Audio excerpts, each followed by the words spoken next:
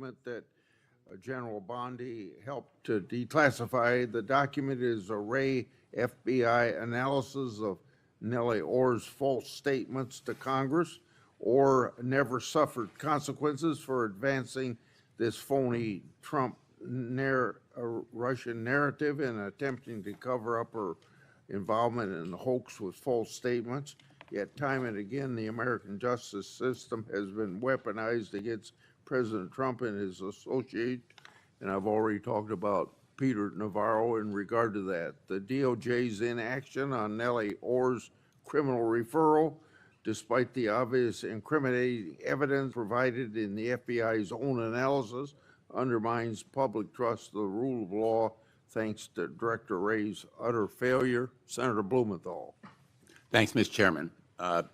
Just so the American people understand, this issue of weaponization of justice goes to the core of the integrity of our criminal justice system. And I think we can all agree that no individual, no group should be targeted simply because they are a political opponent or because the President of the United States has some personal animosity toward them. You've just said that President Trump is the most transparent president in history.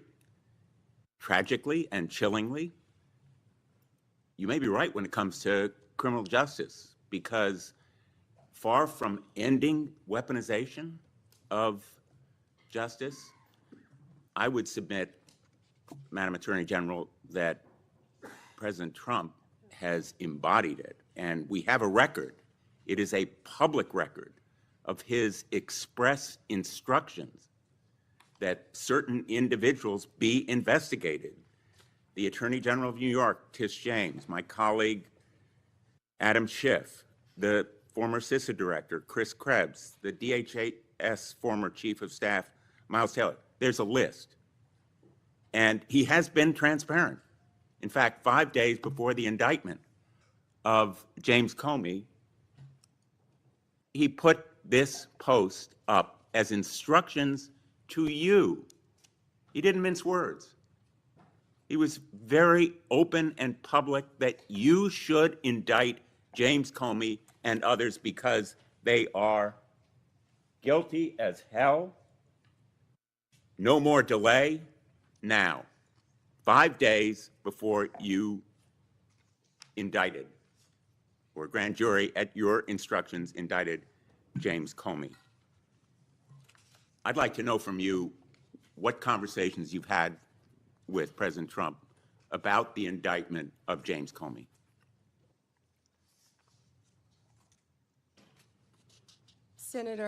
Senator, I am not going to discuss any conversations I have or have not had with the President of the United Did you States. see that You're post? an attorney, you have a law degree, and you know that I'm not going to do that. I also find it fascinating, because I'll keep fighting to ensure that law enforcement and the judicial process move forward without political interference.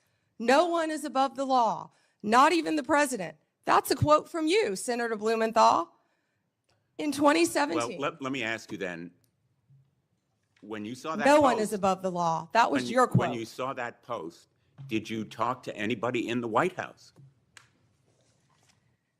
I am not going to discuss any conversations I have, nor any investigations, So nor you were unwilling any to tell pending this committee cases. about conversations with the White House And if I may regarding James continue, Comey's indictment. and if I may Let me show continue, you a picture. James Comey was indicted by one of the most liberal grand juries in the United States. The night before James Comey's indictment, you had dinner with the President of the United States. Pretty intimate group. Was Actually, there James were a lot of Comey people there that discussed- night. That's a Was great James picture. Comey discussed at that dinner? I love that picture. That's a great picture. And there were a lot of people there that night. I think the Well- entire cabinet was there. Did you discuss James Comey with the President of the United States? He was sitting just to your left.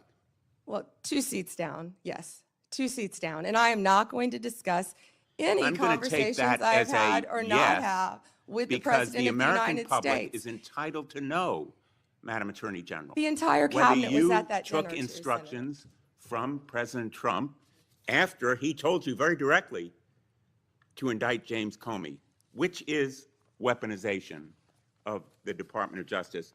Oh, You whoa, know, whoa, whoa. I want to agree with my colleague, Senator Hawley, that weaponization of our justice system must end. That's the reason that I proposed legislation, and I challenge him and my colleagues on the other side of the aisle to join me in legislation that would create a statutory right of action for people who are selectively or maliciously prosecuted for political reasons. It would codify your manual, the Department of Justice manual, on political prohibitions against political considerations in charging decisions, and prohibit the White House from intervening, President Trump and any other president from intervening in charging decisions. It would make reforms to the grand jury process. You've just said this grand jury was liberal. We should reform the grand jury process to ensure that the government is not abusing its power and authority, and it will require transparency and accountability reforms at DOJ so that you will and other attorneys general be held accountable for these kinds of decisions. Will you join me in supporting that kind of reform? Senator Blumenthal, I find it so interesting that you didn't bring any of this up during President Biden's administration when he was doing everything to protect Hunter Biden, his son. And I think you just saw what Director Radcliffe just released. You know, this is an effort to be Information. positive. If I can finish and answering the question, I'm not Madam going to Attorney yell General. over you. I'm not going to get in the gutter with you. But information that the Biden administration told them not to investigate Hunter Biden's involvement with Ukraine. I'm not going to be lectured to you about integrity topic, by and I'm hoping someone that you will review who these lied about being in the military just and to be support elected them. a senator. The merger between Hewlett-Packard Enterprises and Juniper Network was settled. You authorized the settlement. It was the subject of a lawsuit to block it. The settlement produced virtually no concessions from Hewlett-Packard. It was a settlement that prompted criticism from the Antitrust Division. Did you authorize that settlement yourself? As I stated earlier, Gail Slater is doing an incredible job running the antitrust unit. And as I stated earlier, that is still a pending matter, as Well, you should you know then with a law fired, degree, did you not, that all two- mergers, if I can finish answering the question. I'm going to, If I with could apologies, finish. No, I'm interrupt answering you the question. because my time is No, limited. well then don't ask me a question. So, Let me just ask you, as I said, you have a law degree. You know that not only are mergers agreed upon, but they have to go to a court of law to be approved. It's a multi-step process. And as I said earlier, that is still pending. And I have full faith in Gail Slater. And Ms. Slater reportedly objected to the settlement. Reportedly, And moreover, moreover. 2 of her top officials were fired, Roger Alford and Bill Sinner. Did you authorize and direct those firings after they objected to the settlement? I am not going to discuss personnel matters or pending litigation in my office. Let me ask you about another merger. The merger involving 2 home health care agencies on favorable terms, likely to drive up costs for millions of Americans. The transportation department's rule to provide compensation to travelers impacted by airline-caused flight delays, which was canceled. The merger of Skydance and Paramount, after Paramount's ownership took a number of steps favorable to the president. These kinds of mergers belie the claims that President Trump himself has made, that this administration will stop big corporate mergers that ultimately benefit the owners of those corporations rather than consumers or ordinary, everyday Americans. Senator, and let me ask you boy, about you just listed, particularly. you just gave a Well, list let me just finish. of many Oh, mergers. I have a Can question you for talk you. to me about the issue with these mergers? I do have a question. In the merger that took place, Which that was merger? You've approved listed many. involving American Express GBT. I understand that Brian Ballard, longtime backer and head of the law firm where you worked, was instrumental in lobbying the Justice Department to drop that lawsuit. It was dismissed, so it's not subject to a court review. What conversation did you have with Mr. Ballard?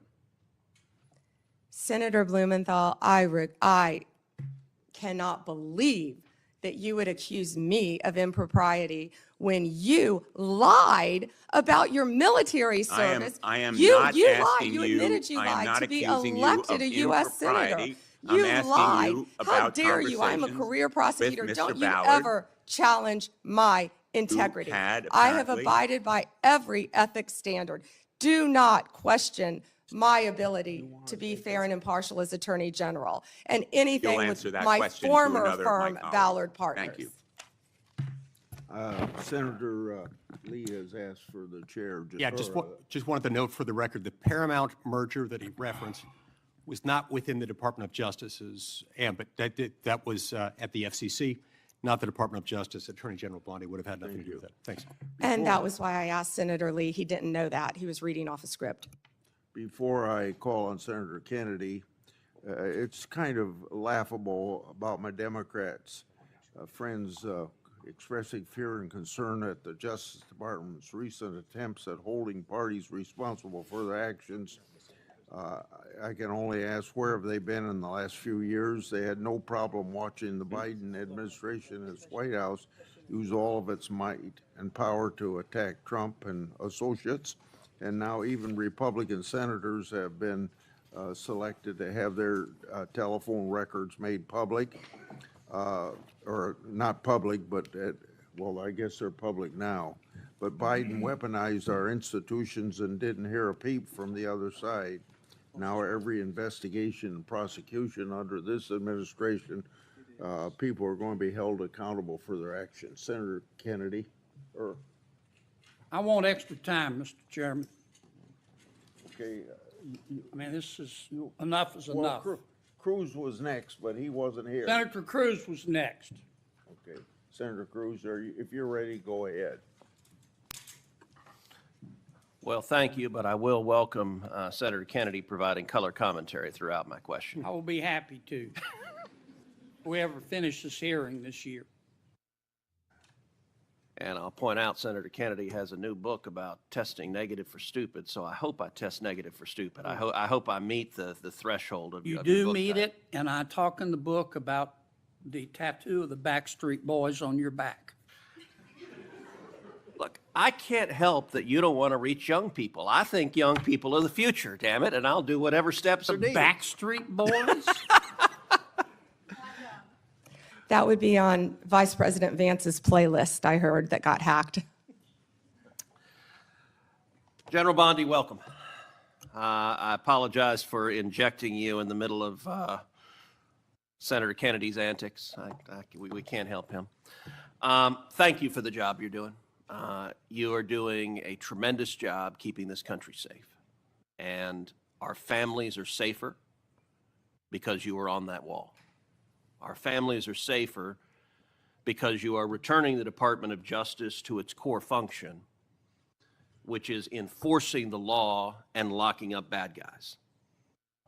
We saw for 4 years, under the Biden administration, we saw the Department of Justice politicized and weaponized, and we saw them refuse to do their core function.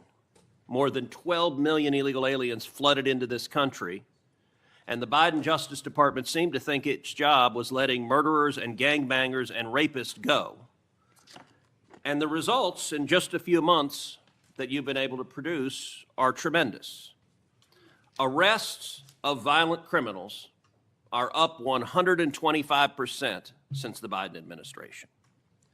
Fentanyl trafficking prosecutions have risen 42% since fiscal year 2023. DOJ has coordinated with DHS to remove over 220,000 criminal illegal aliens this year alone. Under your leadership as Attorney General, you have helped rescue 4,000 children from predators and helped arrest 1,300 child predators and 285 human traffickers. In my home state of Texas, Operation Soteria Shield resulted in the rescue of 109 children. Thank you, Attorney General Bondi. Texans are safer because you are serving. Americans are safer because you are serving. You have a big task cleaning up the messes of the Biden DOJ. One of the most egregious failures of the Biden Justice Department was its refusal to protect judges and Supreme Court justices. As you know, in May of 2022, an unknown individual leaked to Politico the draft of the Supreme Court's decision in Dobbs versus Jackson Women's Health Organization, the opinion that finally overturned Roe versus Wade. That leak was a crime.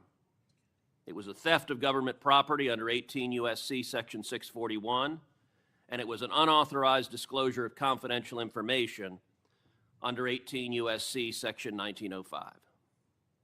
General Bondi, do you agree that leaking that opinion was a criminal act? Senator, I can't discuss anything regarding that matter. That should answer your question. Well, I will say this. The leak occurred in 2022, so the 5-year statute of limitations has not expired. And I'm going to ask you, if it is not happening already, to direct the FBI to investigate and find the leaker. The leaker has not been exposed, the leaker has not been identified, and the FBI has far greater investigatory tools at its disposal than does the Marshal Service. And when it comes to defending the rule of law, when it comes to the integrity of our court system, having partisan law clerks, and I believe in all likelihood it is a law clerk who leaked it, leaking opinions designed to try to pressure the court politically is a gross subversion of the integrity of the court. And so I would ask you as Attorney General to direct the FBI to use every resource possible to investigate, to find the leaker, and when you identify the leaker, to prosecute the leaker for that criminal conduct. Thank you, Senator Cruz. All right, I want to turn, secondly, after that decision was leaked. I believe the leak was part of a broader effort to intimidate and to threaten and harass justices into trying to get them to change their decision. And we saw mobs assemble outside the homes of multiple justices. Do you agree, General, that the mobs that came outside the homes of justices were there to intimidate the court and to try to influence the justice's decision? 100%. Well, as you know, federal law, in particular 18 U.S.C. Section 1507, makes it a crime to picket or parade outside a judge's home, quote, with the intent of influencing that judge's decision. That statute is crystal clear. And I will point out, these protests happened in 2022. So just like the leak, the 5-year statute of limitations has not expired on these protests. But unfortunately, the Biden Department of Justice didn't give a damn about prosecuting this statute because President Biden and Merrick Garland and the political hacks at DOJ disagreed with the Supreme Court's decision in Dobbs and were perfectly fine turning a blind eye to violent protesters threatening the justices and their children. You may recall I questioned Attorney General Garland about this statute, And he admitted under oath that not a single protester had been prosecuted. And he blamed the Marshals Service. He said the problem was the Marshals, quote, didn't make arrests. Well, subsequent documents told a different story. Internal training materials obtained reveals that the Marshals were explicitly instructed not to arrest protesters under Section 1507. So the reason there was no arrest is because a political decision was made that we like what the protesters are protesting for, and we, the Department of Justice, are not going to protect the safety of justices. We're going to allow them to be victims of an intimidation and threatening campaign. Just as I asked you with regard to the Dobbs opinion, I would ask you to direct the FBI to review the footage of these protests, to review the evidence that exists in terms of who engaged in it, and will you commit that anyone who you can prove violated 18 U.S.C. Section 1507 will face consequences and face prosecution? Senator, we currently have 63 ongoing investigations involving judges and officials throughout this country. That scene that you're showing will not happen under my watch. It will not happen under Donald Trump's presidency. It doesn't matter if you're a liberal judge or a conservative judge or justice. That will not happen. Amen. And that point that General Bondi made is very important. I would be equally outraged if you had nuts in front of the liberal justices. I'd say arrest them and throw them in jail. Violence is unacceptable, regardless of whether I agree or disagree with your politics. And violence, particularly fueled by rhetoric by irresponsible politicians, violence can result. And tragically, it resulted in one deranged individual traveling from California to Maryland with the intention of murdering Justice Brett Kavanaugh.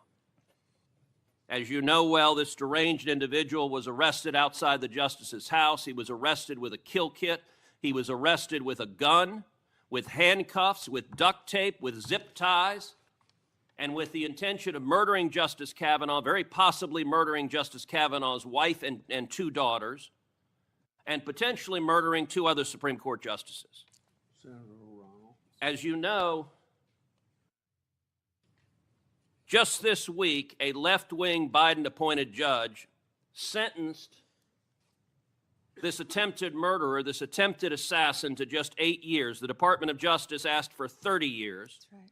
And that judge downward departed by 22 years. Why? Because this left-wing judge said that the attempted murderer was transgender. And because he identifies as transgender, apparently it's okay to try to kill a Supreme Court justice if your politics are sufficiently woke. Now, I know you have said the Department of Justice is going to appeal, and you absolutely should. I called this week, I believe this judge should be impeached because the judge has demonstrated she is completely unfit to be a federal judge. And what is your view of the justice of this sentence of just 8 years for the attempted murder of a Supreme Court justice? I was speaking with our prosecutor, Ms. Mal, who did an incredible job on this case. She did an incredible job. And yet, this judge gave 8 years. And the judge also would not refer to the defendant by his biological name, referred to him by the pronouns, and was concerned about the treatment that this individual would get regarding a sex change while in prison. And we are appealing that sentence. I immediately said we are appealing that sentence. Thank you. But my prosecutors did an incredible job on that case. And the judge wanted to put him in a women's prison. Before Senator. Not going to happen, excuse me, I'm sorry, Chairman. That's not going to happen in the Bureau of Prisons now. Before Senator Ronald, without objection, I'd like to introduce 3 FBI 1023 forms into the record. The first 1023 form I made public last Congress. This is the one that Director Patel said his predecessors did fully investigate. The second and third 1023 forms relate to the first in that they reference potential Biden family criminal conduct. Senator Johnson and I made these two public, and we simply want to know whether the government has investigated what it found, and if not, why not? Senator Ronald. Thank you, Mr. Chairman. Ms. Bondi, FISA Section 702 will expire in 6 months.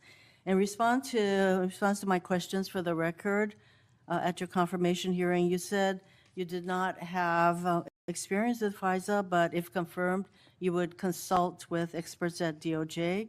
Now, you've had that opportunity. Do you support adding additional safeguards for searching Americans' communications in the 702 database? Senator, Section 702 is a vital source of foreign intelligence and instrumental in keeping Americans safe. We also take individuals' rights of their individual rights of all Americans very seriously. And many statutory reforms to FISA have incorporate safeguards. They have to incorporate safeguards to protect our civil liberties. The Department of Justice looks forward to working with you to discuss anything regarding 702. Appreciate I believe that. my staff, and Senator, I also want to thank you for this hearing. Your staff met with my staff, and I greatly appreciate that. Thank you. We're going to be working on 702, so I appreciate the openness to further amending 702. At your confirmation hearing, you assured me that it is the Department of Justice's decision to determine what cases will be prosecuted. Last month, the U.S. Attorney for the Eastern District of Virginia was forced out. President Trump then posted the message behind me asking about prosecuting James Comey. You then appointed a new U.S. attorney who within days secured an indictment against James Comey. That social media post behind me saying, "What about Comey?" was directed to Pam. Are you the Pam that the president was referring to? I'm sure I was. So it's very clear to me that when the president posts something like that, that he considers the DOJ to be his law firm and you his lawyer. And in fact, very shortly after the post to you, Comey gets indicted. Last year, President Trump's new now border czar, Tom Homan, was videotaped taking a bag with $50,000 in cash from undercover FBI agents after suggesting he could help with government contracts. Sounds like a bribe. 2 weeks ago, DOJ officials reportedly shut down the bribery investigation into Mr. Homan. Ms. Bondi, did you approve closing the Homan investigation, bribery investigation? Senator Hirono, as I stated earlier, the Department of Justice and the FBI conducted a thorough review, and they found no credible evidence of any wrongdoing. You were also on video outside the White House protesting with a group called CASA, where Antifa members were. Does that mean you're a member of Antifa? You know, I simply asked the question as to whether or not you approve the shutting down of the investigation, Mr. Homan. I have to assume that you did because the FBI it reports to you. But the American people would look at the situation where this person is taking a $50,000 in cash, no less, and you testified today that a thorough investigation was done. Now, I have to assume, I conclude, that since no wrongdoing was determined, that in answer to Senator Whitehouse's question, he kept the money. He kept the money, and I hope that he put that on his tax returns as income. Next question. Over 1,200 rioters were convicted of charges related to January 6th. President Trump has since pardoned nearly all of them. As if that weren't enough, last month there were reports that a lawyer for the January 6th rioters met with senior DOJ officials about setting up a compensation fund like the one that Congress set up after 9/11 to compensate these rioters. Ms. Bondi, is anyone at DOJ considering setting up a compensation fund for January 6 rioters? Yes or no? Senator, I have had no meetings or discussions about a fund. So would you support such a fund? Would you okay such a fund? Senator, you can send me the information on the fund, and I'd be happy to look at it. No, but do you think that's a good idea this is what I'm getting at. Because to actually set up a fund and to have people talking with your senior people at DOJ, political people, about creating a fund, you won't let us know what you think about that. Yeah, that's pretty unbelievable. On January 30th of this year, the Trump DOJ's Antitrust Division sued to block the merger of two tech companies. Then, well-connected lobbyists met with your political deputies who overruled the career staff and approved the merger. So there's a settlement on that. And separately, DOJ sued Ticketmaster last year for monopolizing concert tickets and forcing consumers to pay outrageous fees. Ticketmaster has hired the exact same lobbyists who met with senior DOJ political people regarding the merger of the two tech companies. So my question is, Ms. Bondi, have lobbyists met with your political deputies about the Ticketmaster case? Senator Hirono, as I stated earlier, I am not going to discuss anything that is ongoing. Gail Slater runs the antitrust I would office, say and that Gail that- Slater, if I can finish, Gail Slater is doing an incredible job running my antitrust unit. It's highly likely, Ms. Bondi, that the same lobbyists who met with your people and basically got rid of the antitrust case. Senator, I don't think a lot of people I like would that say you were that out they're probably protesting with meeting you Antifa. right now. Next question. You have fired dozens of career prosecutors because they worked on cases involving President Trump or January 6 rioters. For example, one career federal prosecutor who secured over 100 convictions in Florida. He also spent time in D.C. prosecuting January 6 cases. He received an outstanding review only 2 days before you signed a memo firing him. The memo cited no reason for his firing. Are you firing career prosecutors solely because they worked on cases like January 6th that the president doesn't like? Senator Hirono, I am not going Yes to or talk no? about personnel matters with you. Well, we all know that hundreds of career prosecutors have left the DOJ, and literally hundreds, we're told. And Yeah, you know, Senator, you've are you lost- the familiar with the one DOJ that threw a has sandwich lost- at an ICE officer? Are you a Homeland Security Here officer? is the Are you familiar reason. with the one who went out on her lunch break and was Ms. Bondi, making obscene Would gestures? you say that DOJ losing these career prosecutors and the thousands of hours of experience they have prosecuting criminals, that is not a reassuring situation? Senator, many employees took the fork in the road and resigned. DOJ is hiring committed prosecutors who will actually come into the office and work and not work remotely I and think we all prosecute know that- violent criminals around the country and terrorists. And When I you- am very proud when you of the fire work all of our prosecutors I'm running out are of doing. time, so I think you should stop with your continuous interruptions, in my opinion. Mr. Chairman, I just want to close by saying that what was once the Department of Justice has become the Department of Revenge and Corruption. Rather than pursuing cases without fear or favor, this DOJ seeks to favor the president's friends and instill fear in his alleged enemies.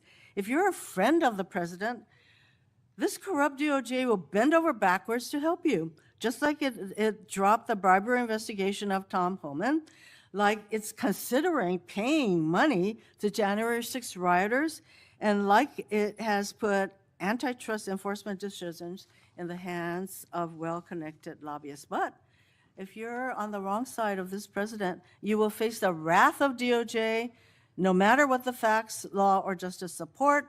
James Comey is indicted days after the president's social media directive. Experienced career prosecutors are fired just because they were assigned to work on January 6 cases. Blue states are sued to get highly sensitive private voter data, whereas red states are left alone. The double standard is clear, and the American people are waking up to the corruption and favoritism and the lawlessness at the DOJ. Thank you, Mr. Chairman. May I respond, Chairman? Yes.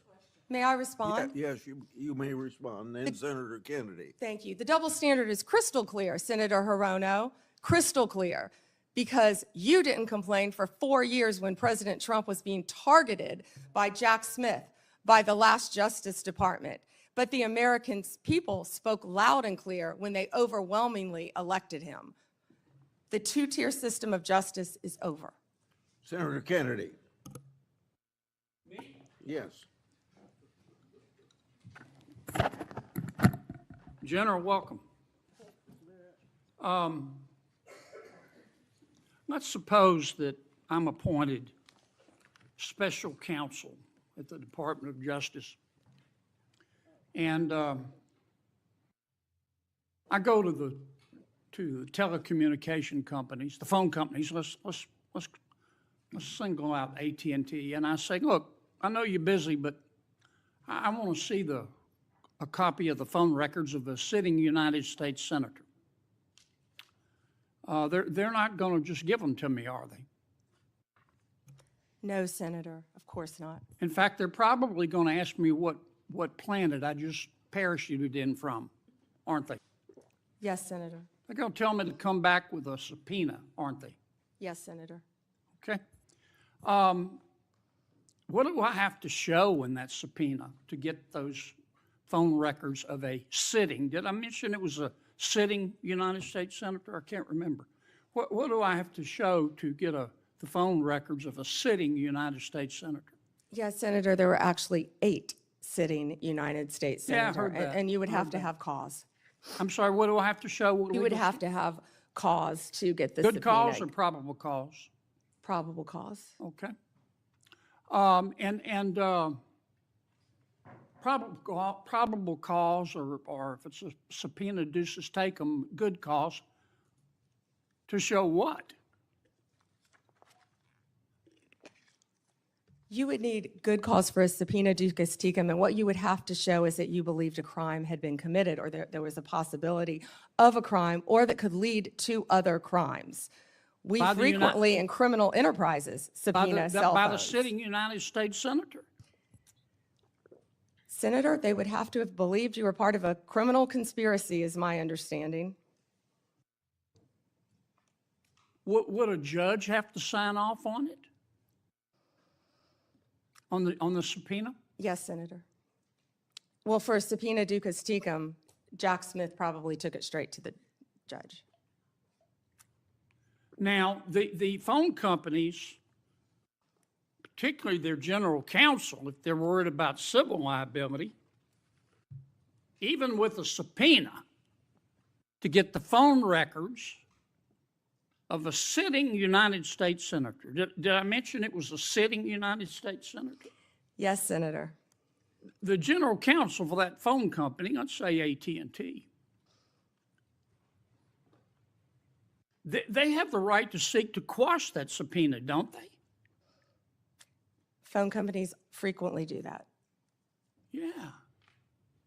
And a smart general counsel for that phone company is going to call the sitting United States senator and say, would you like to weigh in on this? Would you like me to quash the subpoena? We're talking about invading someone's privacy here by a sitting United States senator. Could the general counsel for the phone company do that?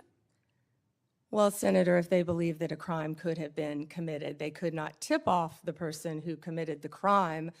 Again, I can't comment on details of this Yeah, I'm not particular asking, case. I'm just asking you theoretically. I've never seen you commit a crime, Senator But Kennedy. let's suppose, okay, they didn't want to tip off the sitting United States senator. But the phone company And the general counsel for the phone company, or companies, if there were more than one involved, could say, you know, this is serious as an aneurysm. This is serious as 4 heart attacks and a stroke.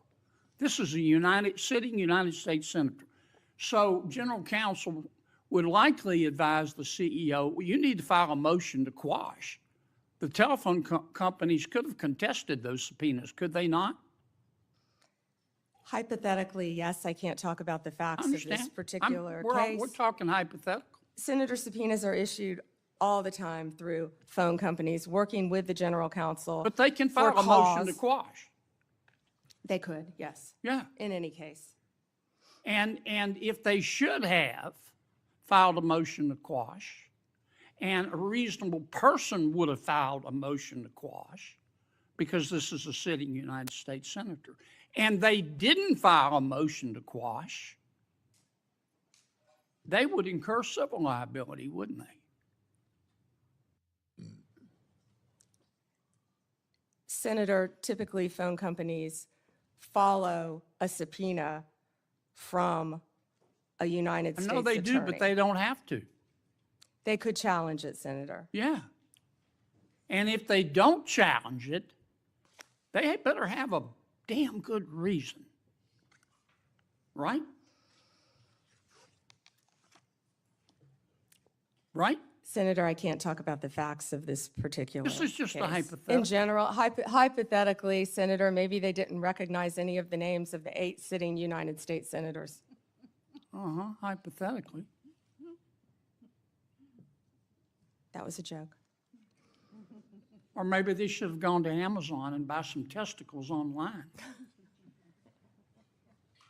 Instead of just saying, sure, I'll just show you the phone records of a sitting United States senator on the basis of an administrative subpoena. Now, do you have copies of the subpoena applications for Yes, these Senator, 8? Senator, I can't discuss anything regarding You this can't case even with tell me if you have copies? I can't discuss any of this. All right, with when are I'm you sorry. going to, General, when are you going to be able to discuss it? I can't discuss whether there is or is not a pending investigation, I understand, Senator. This but was let's just assume brought to light if by there is a Director pending Patel. investigation, I don't want this to get swept under the rug, okay? Because I think you're going to get pushback from all quarters. I think the telecommunication companies are going to be all over you like a bad rash because they've got liability here for just turning over these records when they knew what was going on. I think some FBI agents may have some liability here. I think a special counsel might have some liability here. If I were your special counsel and you had appointed me and I wanted to get the records of a sitting United States senator, is that something you would expect me to tell you as Attorney General of the United States? They better have. Yeah. And Do we know in this instance of the 8 sitting United States senators if they told Attorney General Garland? Senator, I just learned about this very recently, as did Director Patel, and we cannot discuss the details. I don't know many of the details. Well, maybe we ought to get Attorney General Garland here. Do you know if the special counsel told FBI Director Wray? Is that something, let me put it another way. If I were your special counsel and you were the director of the FBI and I'm trying to get the phone records of a sitting United States senator, did I mention it was a sitting United States senator? Is that something couple that you would expect me to tell you as director of the FBI? In general, I would believe the FBI would help execute the subpoenas Yeah. to the Okay, businesses. I want to switch to another subject in the 12 minutes that I have left, since everybody else got to go over. I've got to ask you about this, General. Secretary Howard Lutnick on October 1 gave an interview to the New York Post about Mr. Epstein. And he described Mr. Epstein as, quote, the greatest blackmailer ever, close quote. Have you reviewed that transcript of that interview? I have not reviewed the transcript, but I saw the clip of it. Okay. It appears that Secretary Lutnick was Mr. Epstein's next door neighbor. In fact, their townhomes shared a wall. And the reporter that was talking to Mr. Lutnick, she asked how other prominent men could have been associated with Epstein when Mr. Lutnick could immediately sense that he was a, quote, pervert. And then Secretary Lutnick said, or rather the reporter said, did they see it and ignore it? Do you remember that from the interview? I do. And Commerce Secretary Lutnick said, no, they participated.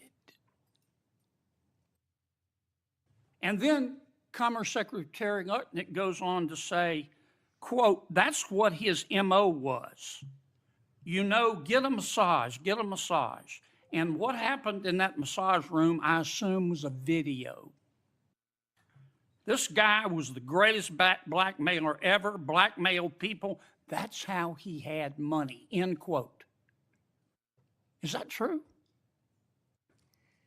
Senator, as our July memo said, we did not uncover evidence. This case has gone through 3 administrations, as well as former U.S. Attorney Alex Acosta. I know that, Pam. But have you interviewed Secretary Lutnick? No, Senator. Do you plan to? If he wants to talk to the FBI or the FBI wants to talk to him, that is more than on. Don't you think you ought to talk to him after this interview? Senator, if Howard Lutnick wants to speak to the FBI and if Director Patel wants to speak to Howard Lutnick, absolutely. Okay. Maybe we ought to get Mr. Lutnick in here too, Mr. Chairman. Senator Booker. Thank you. Thank you, Mr. Chairman. Attorney General, I know there's been a lot of talk about grants. I hate to bring you through this again, but it's really important to my state. New Jersey is one of the top 4 donor states in America, which means our taxpayers, Americans, Republicans, Democrats, Independents, millions of people send more money down here than we get back in relative to all the other states in the nation except for 3 others. We've been talking a lot about different grants. I want to be very specific about Office of Justice Program grants. There were $35 million worth of grants that were approved in a bipartisan way in this committee, grants that invest in things that are really vital to the public safety of our community. I know, again, we are in a room full of people who want to see crime go down. Republicans and Democrats, law enforcement officers have spoken to the urgency of these programs which deal with school violence, which divert people into substance abuse and treatment and supportive services. Community violence intervention programs, again, bipartisan programs that this committee really worked hard on this. I've heard what you've said to others on the committee. I heard what you said to Patty Murray in an appropriations committee that members should reach out to you if they want those grants reinstated. I've written letters, but I am hoping that you and I can have a conversation. $35 million of frozen funding for public safety that the people of New Jersey, Democrats, Republicans, and Independents, really invested in those resources, those programs, and those nonprofits who were expecting those grants, often made outlays and are now really in a lurch. Can we talk about those grants and the restoration of them, please? Yeah, and Senator Booker, I had stated earlier that yes, we did terminate grants. We have an appeal process. We have turned some back on. We are appealing. We are looking at some. Some we have denied. Some are still pending. I believe we have multiple appeals pending with New Jersey, and I would be happy to sit down with you and look at those appeals. I believe one is with the city of New Jersey. I know there are multiple ones pending, but of course, I'd be happy to sit down with you or any senator or any House member and look at grants that have been terminated. I've been doing that, and I would welcome that. But I will be the first one you sit down with, correct? Absolutely. I'd love to sit down with you on that. I'll look at those tomorrow, Senator Booker. Thank you very much. I want to move But on. I'm sorry, we have been restoring some grants. I understand, Some have but- been denied, some have not. New Jersey, none have, and I really want to get to the bottom of that, and I'm hoping that we can reinstate some of those grants. The second thing I want to move on to is that earlier this year, the Department of Justice charged Newark Mayor Ras Baraka after he sought access to Delaney Hall Detention Center to conduct oversight. The charges on their face, to many of us, especially in New Jersey, were clearly baseless. Many people say they're politically motivated. And then the judge, the federal judge, admonished the prosecutors for even bringing the case. This is the quote from the federal judge. Federal prosecutors serve a single paramount client, justice itself. Your role is not to secure convictions at all costs, nor to satisfy public clamor, nor to advance political agendas. The federal judge went on to call the charges embarrassing and a worrisome misstep. Mayor Baraka was arrested that day on the scene, and I know you understand this, to arrest a mayor of a major city on charges that were called by a federal judge embarrassing and a worrisome misstep is very concerning to me, and I think should be to the whole committee. A recently released video shows a federal agent telling fellow officers that the decision to arrest Baraka was, quote, per the Deputy Attorney General of the United States. And I'm assuming that person is Todd Blanche. This is evidence to me that this decision wasn't made by people on the ground in the field, but by Maine Justice, that they were directing an arrest from DC on the scene. And it leads to the conclusion that this was a political decision, that the decision to arrest was not made by the people who were there on the spot. And I can assume that you can see how that's problematic to me.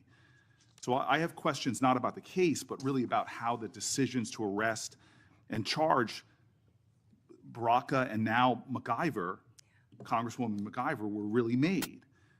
Before this committee, I am saying that I'm going to submit these questions for the record, and I'm really hoping that we can understand how those decisions, as our oversight, how we're making decisions, especially for high-level officials in my state, the mayor of our largest city, the congressperson of that city, and I'm hoping that you can respond to those letters on the record. Yeah, and Senator, that matter is ongoing, and so I can't discuss it. As an attorney, you realize I can't discuss an ongoing matter. And I respect that. I guess I just want to know, and we'll leave this for the questions for the record about the decisions on how they're being made, not the case in itself. I want to move on. And again, I've heard your testimony so far. I know that there is data about violent crime in this city, but I'm really concerned about the application of Justice Department resources towards the challenges we have. You and I both know that about 11,000 Americans have been killed by a firearm just this year. The Department of Justice, according to the White House's own documents, as well as that of the conservative think tank Cato, have shown that there has been a significant movement of law enforcement resources away from many other issues and into immigration enforcement. And we are seeing that in that immigration report, a lot of the people are not the violent criminals that we are really needing to rid our streets of. In total, according to the Cato Institute, you've reassigned 7,460 law enforcement away from their primary duties, investigating drug traffickers, prosecuting child pornography, targeting high-value white-collar criminals, and again, forcing them, this is according to the Cato Institute, into low-level immigration enforcement. This includes, in terms of gun violence, 1,778 agents from the ATF to this kind of immigration enforcement. The White House itself has said that they diverted 45% of all of agents in 25 FBI field offices to work on immigration full-time. As a person who worked very closely in my time as mayor with the New Jersey field office, that's really concerning given the other threats. But it doesn't end there. The DOJ has eliminated the Organized Crime Drug Enforcement Task Force, the independent component of the DOJ whose job it was to combat transnational organized crime, dissolved the Community Relations Service, which in New Jersey has been invaluable over 60 years, responding to communities experiencing conflict or violence, and something that people on both sides of the aisle of this committee have really invested in.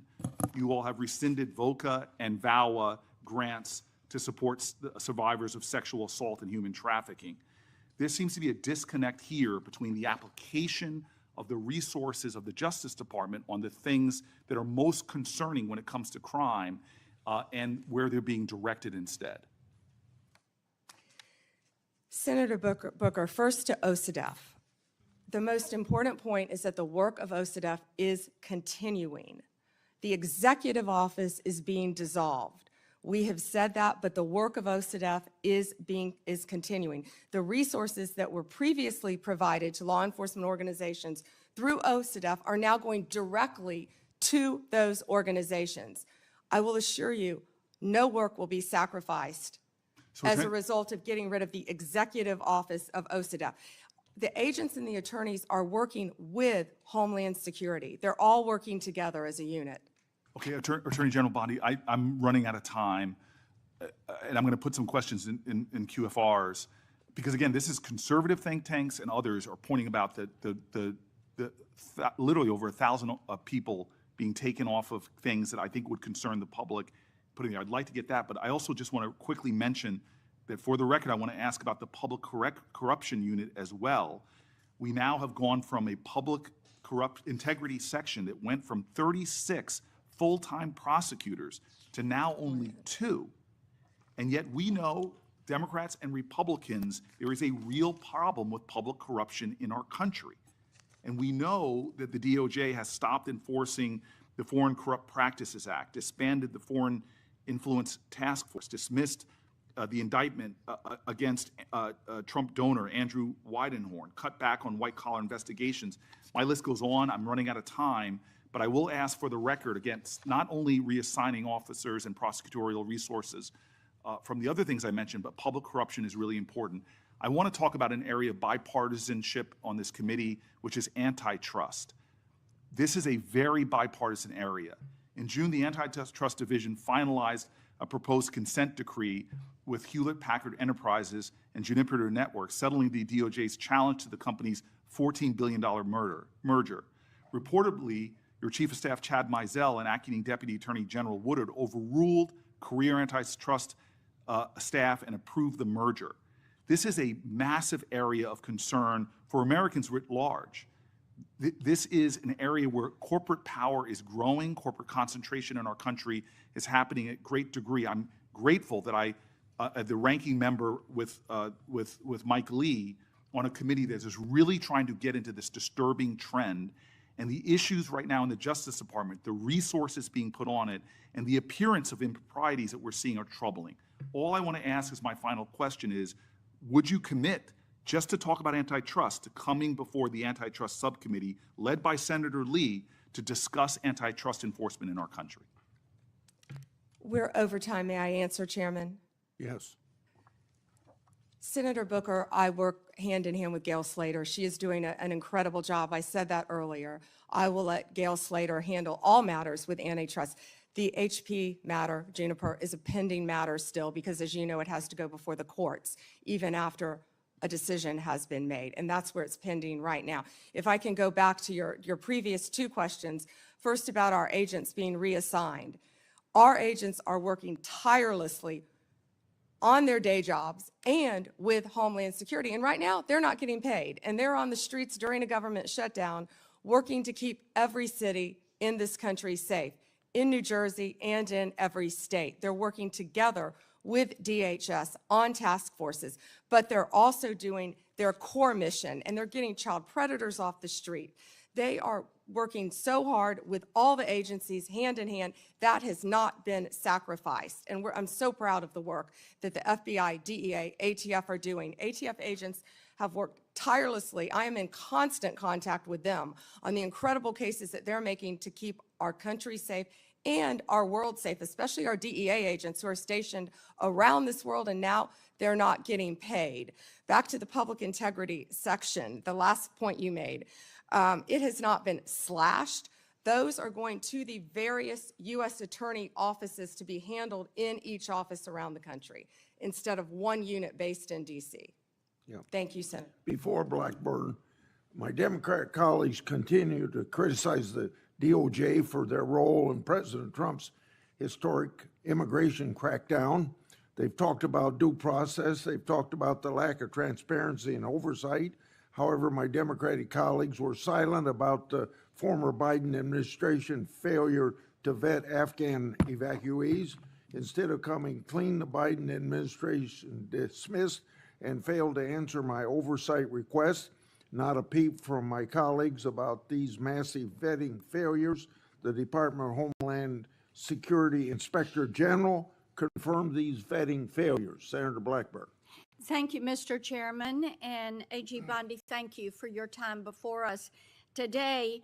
I have found this hearing to be so instructive because it has pointed out to me the lack of caring from my colleagues across the dais when it comes to how the DOJ under Biden was weaponized, how they used this for political attack on their political opponents, and the smugness from some of my colleagues across the dais. I think they enjoyed it. I think they wanted it to continue. And I think that's why they oppose some of the reforms that you are making to actually get people out across the country and to get them working and to have people that are actually finding out what the FBI and the DOJ did.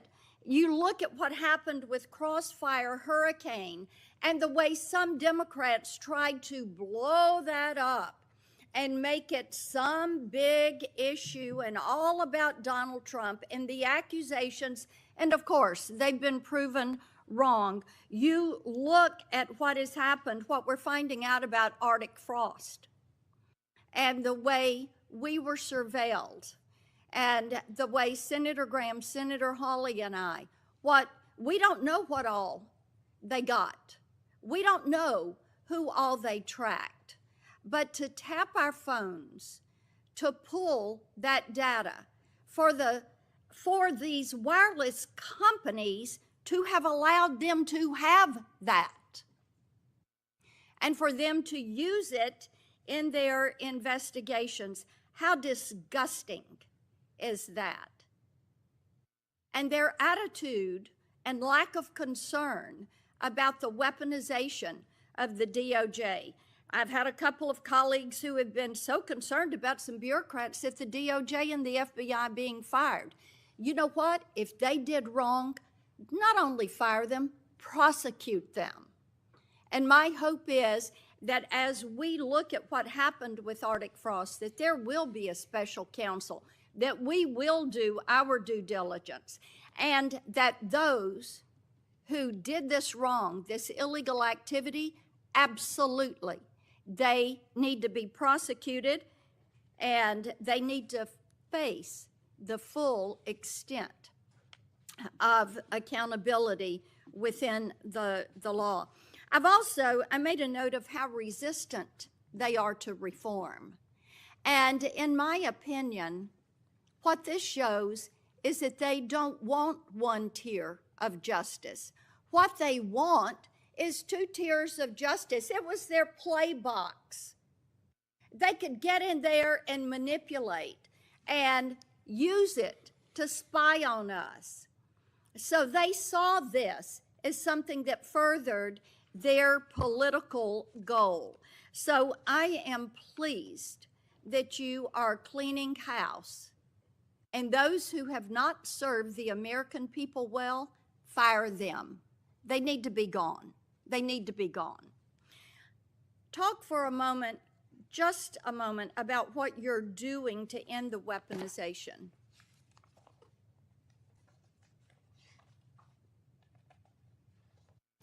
Senator Blackburn, the weaponization against you and your colleagues should greatly concern all of us. It should concern Democrats. It should concern Republicans. Yet, we don't see that. There was a two-tier system of justice under the Biden administration. We're learning that every day. We saw Jack Smith weaponize the Justice Department against Donald Trump. We saw the Biden administration weaponize the entire Justice Department, all of the law enforcement agencies, against Donald Trump, against his family members, against his friends for years and years. And that weaponization is over. No one is above the law. And there is a one-tier system of justice in this Justice Department. And we that's what we appreciate will that. continue to do. We appreciate that. And, you know, having vice chaired the president's transition in 2016, as you remember, there was surveillance that took place on the transition and on the transition team. So this is not the first time, it's the second time. And shame be to those that have furthered those lies and what James Comey did to this country, what Christopher Wray allowed to happen to this country. I want to talk to you about Memphis, the Memphis Safe Task Force. And you, President Trump, Director Patel, the work you're doing there is really quite amazing. I had pulled those latest stats, and we had 503 arrests with the FBI task force in July and August. We've added, with your Memphis Safe Task Force, just last week, 321 arrests, 83 firearms that were seized, 7 missing children that were recovered, 28 known gang members have been arrested, and the list continues to grow. We've also gotten over 120 federal indictments. But this is really quite a success story, and I think that cities like Portland and Chicago are missing out by not having this coordinated, focused effort. And the fact that there are 13 federal and state agencies working together to make Memphis safe again. And we are very grateful about that. One of the things that we are working on is to end a cashless bail. We have a very liberal DA in Memphis that has campaigned on avoiding cash bail. And we had a good hearing on this last week. And we have legislation, Representative Stefanik and I have legislation that would end cash bail, end cashless bail in DC, and then also would remove funds from jurisdictions that practice cashless bail. Touch on that and the importance of having cash bail for that accountability, keeping those criminals off the streets. Yeah, Senator Blackburn, first to Memphis. I was in Memphis, as you know, a few days ago with Secretary Hegseth, and we had about 1,100 officers from at least 13 agencies working hand in hand. Your Memphis police officers care. They want to be out there doing their jobs. And what we said is we have federal law enforcement officers now who have their backs. They were thrilled to have us there. The mayor, Paul Young, is working well with us. Of course, Governor Lee was there. You have been a champion of this. Senator Haggerty has been a champion of this. You both, before I was sworn in as Attorney General, you both brought this problem to my attention. You talked to Director Patel, and Director Patel was on the ground right away in Memphis attempting to make Memphis safe. But we knew we needed so much more than that. He put a huge dent in the problem. But Memphis's crime is through the roof, the highest violent crime rate in the entire country. And that's why we went to Memphis. And Memphis has welcomed us. It's an iconic city. And we want to continue to work with Memphis. And we're going to do that just like we did here in DC. The citizens have been great working with us. Violent crime shouldn't be occurring in any of these cities. And as you said, I don't understand why Chicago, why Portland, why these sanctuary jurisdictions don't want to work with the federal government. No. Gangs are rampant. Transnational gangs are rampant in these cities because they're harboring them, no longer under Donald Trump. Whether they want to or not, we are going to come in and make it safe for their citizens, whether these liberal lawmakers want to or not. And you know what I said regarding the DA in Memphis? I said, we're going to protect the Memphis police officers. We're going to take every single case federally that we can. Yeah, because the and DA has cashless bail, it's a revolving door, and no one is being held accountable. Police officers are seeing someone arrested, and they're back out on the streets the next night committing crimes. And Janine Yes. Pirro is working on that here in DC to change that as well. So Well, thank and you for we your legislation. appreciate that, and the Memphis mayor is doing great. We had a Shelby County official who was trying to dox some of these officers, and she's since taken this tweet down, but she's an elected official. And she goes, attention on Peabody between McLean and Cooper, 4 fed vehicles and a trooper, men in full gear and guns on street. Hashtag pay attention, folks. This is the kind of action that is not called for. I mean, the fact that an elected official would do this, this is why we have legislation that would make it a crime to dox any federal law enforcement official when they are doing their job. And these apps, and Apple and Google say that they've removed these apps, but I tell you what, these law enforcement officers need to be protected. We appreciate that you are doing that. Thank you for being here. Thank you, Senator.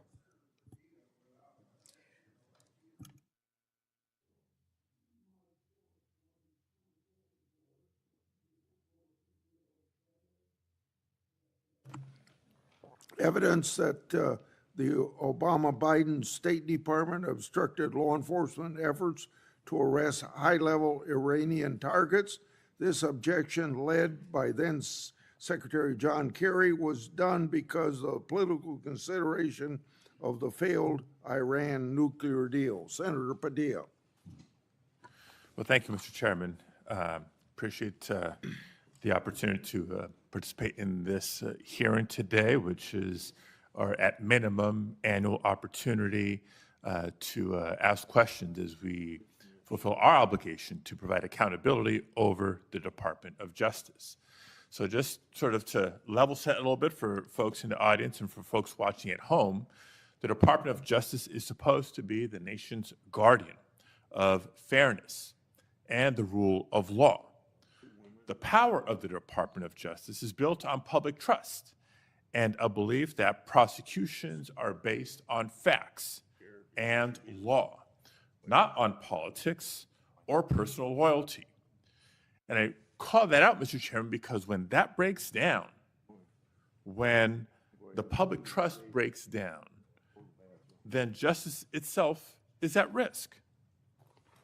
But under this Trump administration and the leadership of Attorney General Bondi, I believe the independence of the Department of Justice has come under attack. The department has been reorganized, it's been realigned, and repurposed in ways that we've never seen before. Important offices have been closed, key programs dismantled, and agents diverted, all without congressional authorization or transparent justification.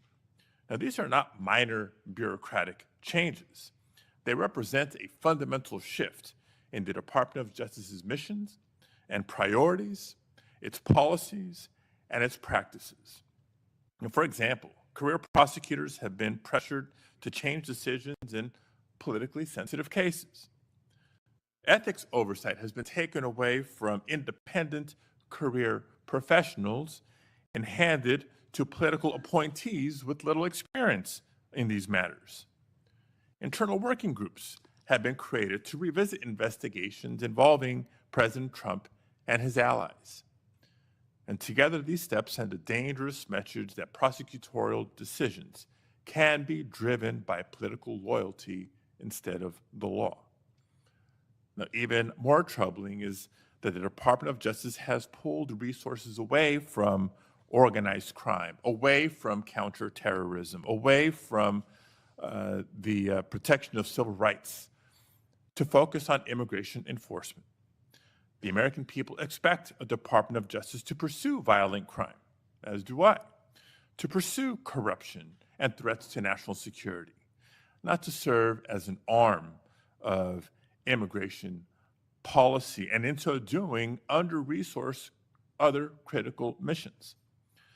Now, the Justice Department's credibility depends on the public's faith in justice and that the justice will be applied equally to every person and not reserved for the powerful or the connected. And that faith must be protected. And so it's in that spirit that this committee has a duty to ensure the department's work remains lawful, remains transparent, and remains true to its highest duty, the fair and impartial administration of justice. Now, that being said, I do want to get into some specific items with Attorney General Bondi here, beginning with the firing of Michelle Beckwith. Michelle Beckwith was a 15-year career prosecutor with the Department of Justice. She prosecuted in her career some of the worst in my home state of California: sex traffickers, transnational terrorists, those who this administration claims to care about and be targeting, prioritizing in taking them off the streets. And it may surprise some to learn that Ms. Beckwith was unceremoniously marched out of her office and fired from her job in July of this year. Why? Not because she failed to do her job, quite the opposite.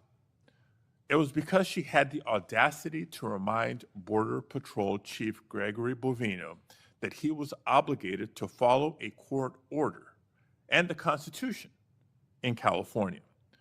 According to reports, she was fired less than 6 hours after she told Bovino he couldn't arrest people without probable cause. 6 hours.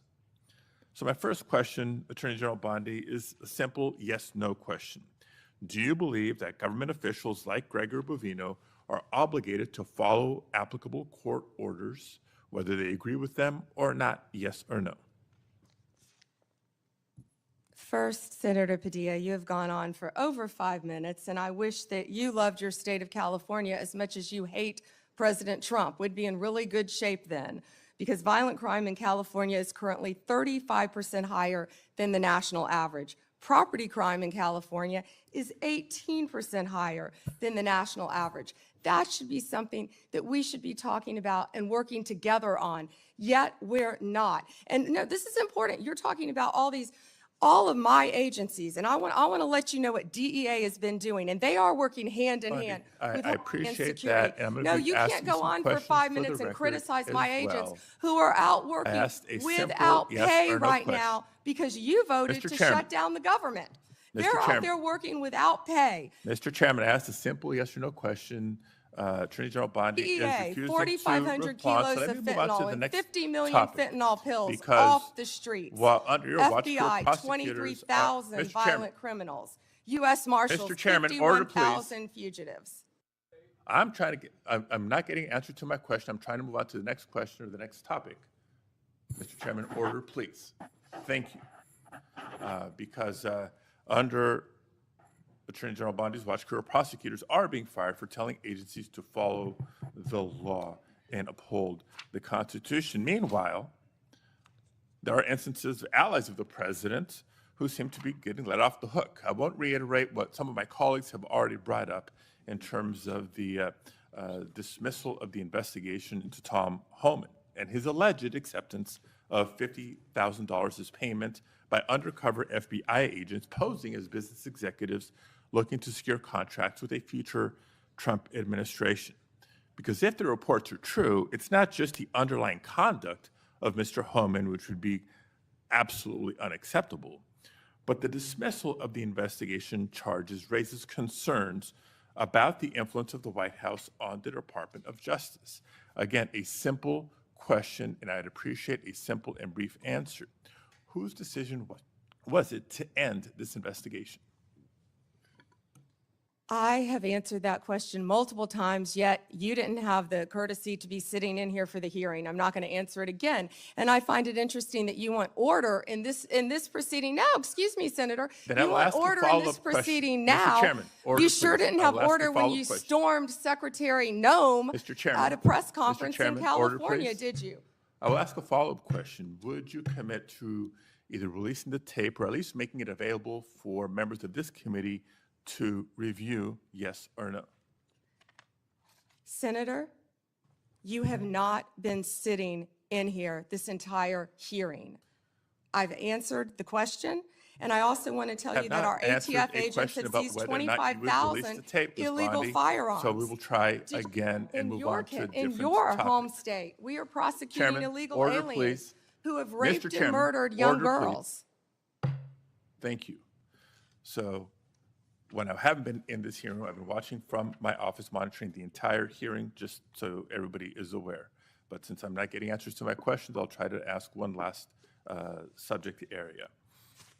Now, again, there's been increasing concerns about the politicized decision-making and the erosion of internal safeguards that protect prosecutorial independence. Before we even get into the integrity and independence of prosecutions, we get into, you have to ask the question about the independence and integrity of investigations themselves. The director of the FBI, Director Patel, was here before us just a few weeks ago. Attorney General Bondi, you are the Attorney General of the United States. Director Patel reports to you. Do you believe he's doing a good job, yes or no? I believe Director Patel is doing a great job. You know where he is right now, Senator Padilla? I Right now, heard- you asked me a question. Yes, I Director know Patel where he right is, now and I know is where in he's headed Chicago, because you said Senator it earlier Durbin, in the hearing. fighting to keep You've said it Chicago earlier in the hearing, and yes, I have been paying You know, attention. you want order in here Chairman. now, yet you stormed the Director of Homeland Security, Kristi Noem. You sure didn't have order that day, did you, Senator? Attorney General, you are under oath. I did not storm the secretary, the video. Oh, that was makes on that very video. That clear. video's been released, I believe, very public. Mr. Chairman, recent actions raise serious concerns about Director Patel's judgment and politicization, including lawsuits from former FBI officials alleging retaliatory firings and his decision to cut off longstanding partnerships with civil rights organizations and his decision to fire an FBI agent for refusing to engage in a, quote, perp walk of James Comey. And on top of all that, his prematurely claiming that subjects were in custody after the shooting of Charlie Kirk. I take Attorney General Bondi's endorsement today of his work as her support for those actions. Thank you, Mr. Chair. May I respond, Senator Chairman? Yes. Under Director Patel, 23,000 violent criminals have been arrested, a 91% increase over last year. More than 1,500 child predators have been arrested. We are making cases in your jurisdiction constantly in California, and I wish you would care about those cases. We have disrupted 1,600 gangs and criminal enterprises, 1,600 gangs within this country, thanks to Director Patel and the great men and women of the FBI. Senator Schmidt. Thank you, Mr. Chairman. How are you today, Attorney General? It's good to see you. Have a rough voice. I have to say, I am struck by the degree of the cognitive dissonance that I hear on the other side. It really is. I mean, I'm used to sort of the political debates and arguing in court and all those sorts of things. But to hear the other side of the dais talk about weaponization is truly shocking, given what we know now. And I thought what I might do is just tell a story, and these are 100% facts. Hillary Clinton, concerned about her email scandal, works with a Soros organization to cook up this Russiagate nonsense. They feed it to the intelligence agencies, and they spy, under Barack Obama's presidency, they spy on the political opponent, the Republican, running against Hillary Clinton. He gets elected. They continue the operation, and they launder this intelligence into stuff that was meant to, by the FBI and the CIA, to sideline a presidency of a duly elected president of the United States of America, to sideline him. And that continued. You heard even some people on this committee further that nonsense for 4 years.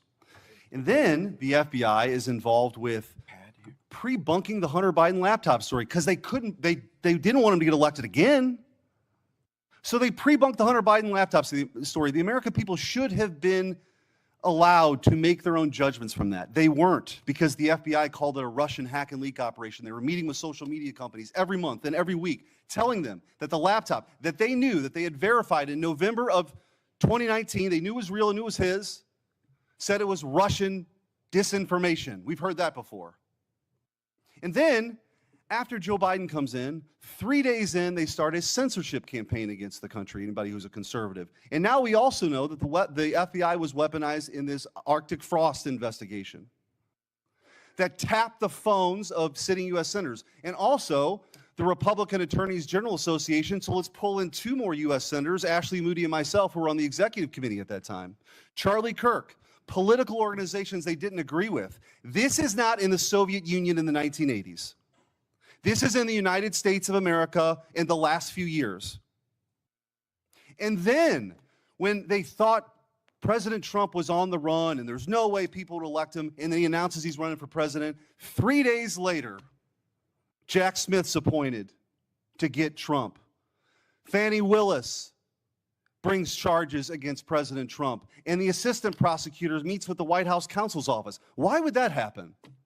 Then you have Alvin Bragg bring his charges. The number 3 person at DOJ goes to work for him to get Trump. All in the United States of America. This continued. And Senator Hawley asked the question, wrote it down, what is happening in this country? And I hope that MSNBC is still broadcasting this, because I'm sure their viewership hasn't heard this story that's gone on for 10 years. The truth is, they never forgave President Trump for coming down the escalator at all. They didn't like him. They didn't like the disruption. And they've spent the better part of a decade not just going after him, but demonizing half the country as fascists and Nazis and threats to democracy. And they have fueled this division. And their inability to accept the fact that half of the country isn't deplorables, as Hillary Clinton called her, bitter clingers, as Barack Obama called them, or trash, as Joe Biden called them. That they rose up and they sat in their own jury box and they saw all this stuff play out over a decade and they rejected it. And now you have come in to clean that up, and you are doing a great job in doing that. And let me make this clear. There is a big difference between what happened under the Biden regime and the weaponization, and then holding those people accountable. That is not weaponization. If that doesn't happen, this will happen all over again. So your job, as you talked about in your confirmation hearing, is so important that this never happens again. And holding people accountable who are part of this conspiracy is absolutely your job. And I'm also taking, you don't have to comment on this, your unwillingness to answer questions that have come up. I am led to believe, as a former attorney general, that that might mean there's an ongoing investigation. You don't have to talk about it. The statute of limitations may have run on some of this stuff, but not on a conspiracy. And if you're a co-conspirator in mile marker 1, even if you want to get on the exit ramp in mile marker 5, you are liable for the conspiracy in mile marker 10. And we are at mile marker 10. And I will also say what's happening in this country. What's happening with the assault on ICE officers is truly shocking. Deportations are nothing new. Bill Clinton deported 12 million people. 12 million people. You didn't see this. The radicalization that's happened on the left that plays out with political violence is real. And by the way, let me also point out that if we had a scenario where John Thune was on the Supreme Court steps saying, "You've reaped a whirlwind, Supreme Court justices," and then a right-wing assassin tried to kill Ruth Bader Ginsburg, and then a Republican-appointed judge only gave that person 8 years, there would be riots on the streets. Cities would be burning right now. So let's just call it out. We need the cleansing here. Let's just be truthful about what's happening. This left-wing political alliance, violence is not a both sides thing. It's not. And so, Attorney General, I do want to ask you a couple questions about that, because I feel like we have got to get a handle on this. Despite the overwhelming evidence that the political violence threat right now comes primarily from the left, the media just won't do it. They won't go along with it. They cite a few ridiculous studies to say that right-wing political violence is the main problem.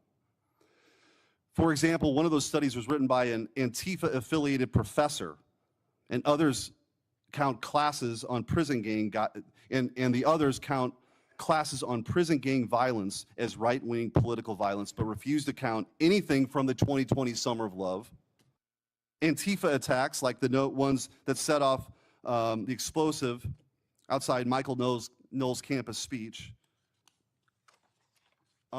We need good data. We need good data here. Will you commit to having the Department of Justice and the FBI research and release a public report on left-wing political violence? Yes, Senator Schmidt. Thank you. I also want to, after Antifa has laid siege on federal buildings and officers in Portland during the 2020 riots, your predecessor, Merrick Garland, dropped virtually all the cases against these defendants.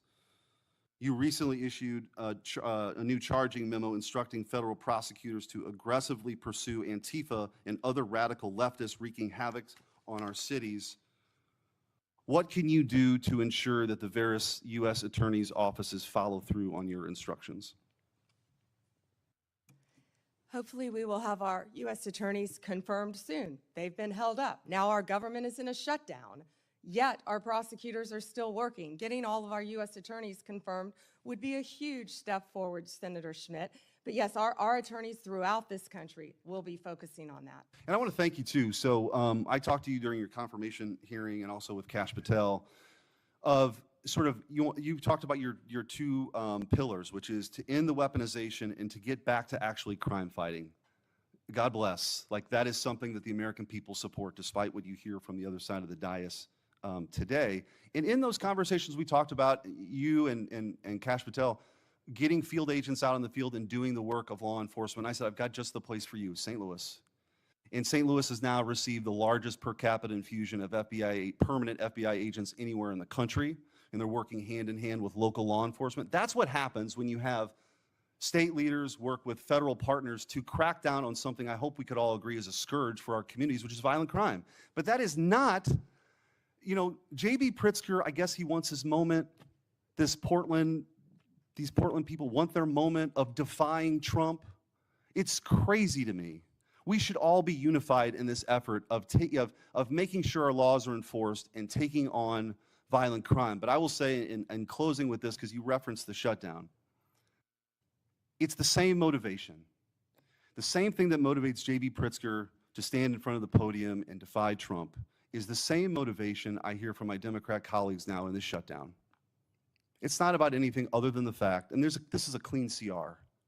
This is what they have lectured us on making sure we do 13 times in the last 4 years. This is about appeasing an increasingly radical base to prove that they're willing to stand up to President Trump. And I don't know how we get through all this unless there's a real reckoning on the other side about that reality. But in the meantime, I'm glad you're doing what your job is, which is to be the chief law enforcement officer of this country, focusing on violent crime and keeping our communities safe. Thank you. Thank you, Senator Schmidt. And despite what they're saying on the other side of the aisle, our agents are out there working tirelessly every day to make America safe. And that was Donald Trump's directive, and we will make it happen. Thank you, Senator Schmidt. Senator Welch. Thank you. Thank you, Attorney General Bondi. I have noticed that at various times when one of my colleagues is pressing you, you come up with something in their background. So I'll be waiting for my turn, but you don't have to do it right now. So let me get to my questions.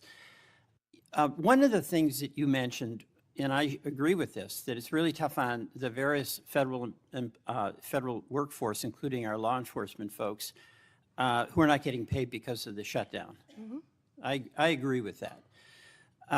But I also think that wasn't the whole story. There is an issue here that's going to affect Americans, whether they voted for President Trump or voted for Vice President Harris, and that is the loss of health care, where on November 1st, everyone who is getting Affordable Care Act help to buy insurance is going to get the notice of premium increases.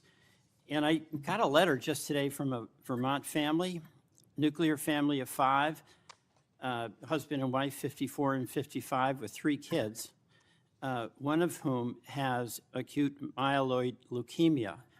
And the apprehension that they have is that if we don't solve this problem, and November 1 is a urgent date, then their family premiums will triple. It'll be beyond their ability to pay. So I'm assuming that with respect to the threat to health care for families in your state of Florida, in my state of Vermont, you would share that concern and hope that we would resolve that. Senator Welsh, I would be happy to speak with that family too, because there are many nonprofits that help with children with terminal illnesses, and I'm involved in some in Florida. So we would be happy to talk to you about that. As to health care, the government is shut down. It's my understanding, maybe you're not one of them, but because many Democrats want health care for illegal aliens, and that's what shut down the government. Let me be That's one of clear. the sticking points, and I don't know if you voted All right, well, for that or not. this actually is important to all of us. And the lament I have is that if this health care goes away, this premium support, it is really going to hurt families in red states and blue states. And in Vermont, I mean, we voted Democratic, but we have a lot of good folks who voted for President Trump, and their health care is jeopardized. And there's a November 1 deadline that is coming up. And the reason I'm saying this is that I think it's important for us to try to work out together a resolution that's going to be beneficial to people you care about in Florida and voted for President Trump, and keep people I care about in Vermont who voted in some cases for Vice President Harris and some for President Trump. So it's not just Democrats not wanting to negotiate. And in fact, we do want to negotiate. And that's why I'd encourage the president to encourage my colleagues on the Republican side to sit down with us and try to see if we can make some progress. Another topic, with the respective voting rights in the letter that your voting rights chief sent out, we got one in Vermont, and it's a demand to get all the information on the voting file. And in that letter, in the announcement of that letter, the chief indicated an apprehension about the voting process being taken over by, quote, the left. Now, do you have any information with respect to Vermont about a takeover of the voting process by, quote, the left? Senator, I'm not familiar with what you're referring to. We are currently involved in voter roll lawsuits in 6 states. Is that what you're referring to? No, there's a letter that went out demanding that states, including Vermont, provide all the voting file information, Right. includes personal information. But when that letter was sent out, That's perfectly legal. but there was an assertion by the chief in this division that this was to deal with the fact that the voting process has been taken over by the left. So we got one of those letters in Vermont. And my question to you is, what do you mean by the left? And do you have any evidence that the so-called system has been overtaken by the left? We must have fair and free elections. No, I know that. But I'm asking for the specific basis. And we will have fair and free elections in this country. Okay, let me- Senator, I'd be happy to talk to my chief. Who was it who said that? It was your chief, which I assume you would know who that is. Here's the question here, okay? There is a point of view that is in dispute here about the fairness of elections. But you have the power as the as the Attorney General to use the authority of your office to make demands on states. And you did that with Vermont. That's within your right to do it. I'm not disputing your legal authority to do it. Is Vermont disputing turning over the information to our office? Vermont is, the Secretary of State is. And you can resolve that with her, but. And we have every right to have that information, Yeah, here's where Senator. I'm Why going. wouldn't they want to turn it over? You're a prosecutor with the awesome authority to make the decision that you're going to start an investigation against the state or against an individual. And I know from your experience as a county prosecutor and as the Attorney General in Florida, you took seriously that factual basis before you'd proceed, right? Senator, I take that role. I take my oath very seriously. All right, so what I'm And I asking- take fair and free elections in No, this country we very all- seriously. we all And that do. information, our office is entitled to have that information. And But we the are question involved in here- litigation on that, and I Here's the assume we'll be question involved I in have. litigation with We have- Vermont. We have a Republican governor in Vermont. We had, our former Republican governor was secretary, was the treasurer for many years, and also the secretary of state with election responsibility. What I'm asking is, do you or does your head of this voting section have any factual basis that you can point to that justifies your demand that Vermont turn over all this confidential voting rights information? Well, it would remain confidential with my office, and you just said that you have a Republican governor, so it doesn't make sense what you just said. We've asked that of every state, Senator. Right, and I'm asking about Vermont and what the factual basis is, but we can move on. You've mentioned that you can't discuss pending litigation, and I think the committee by and large accepted that answer. But I did notice that you spoke at great length about pending litigation, specifically with respect to the questions Senator Cruz asked you about the sentencing of the Kavanaugh defendant. That's pending, right? He was sentenced to 8 years. I understand that, but that's on appeal, right? We will be appealing. Right, so that makes it pending litigation. So you made an exception with respect to No. the Cruz questions. Hold on. No, But you those didn't were- answer those were any of the things- questions that you said were pending in litigation from any of my colleagues. Those were facts that came out at the sentencing hearing.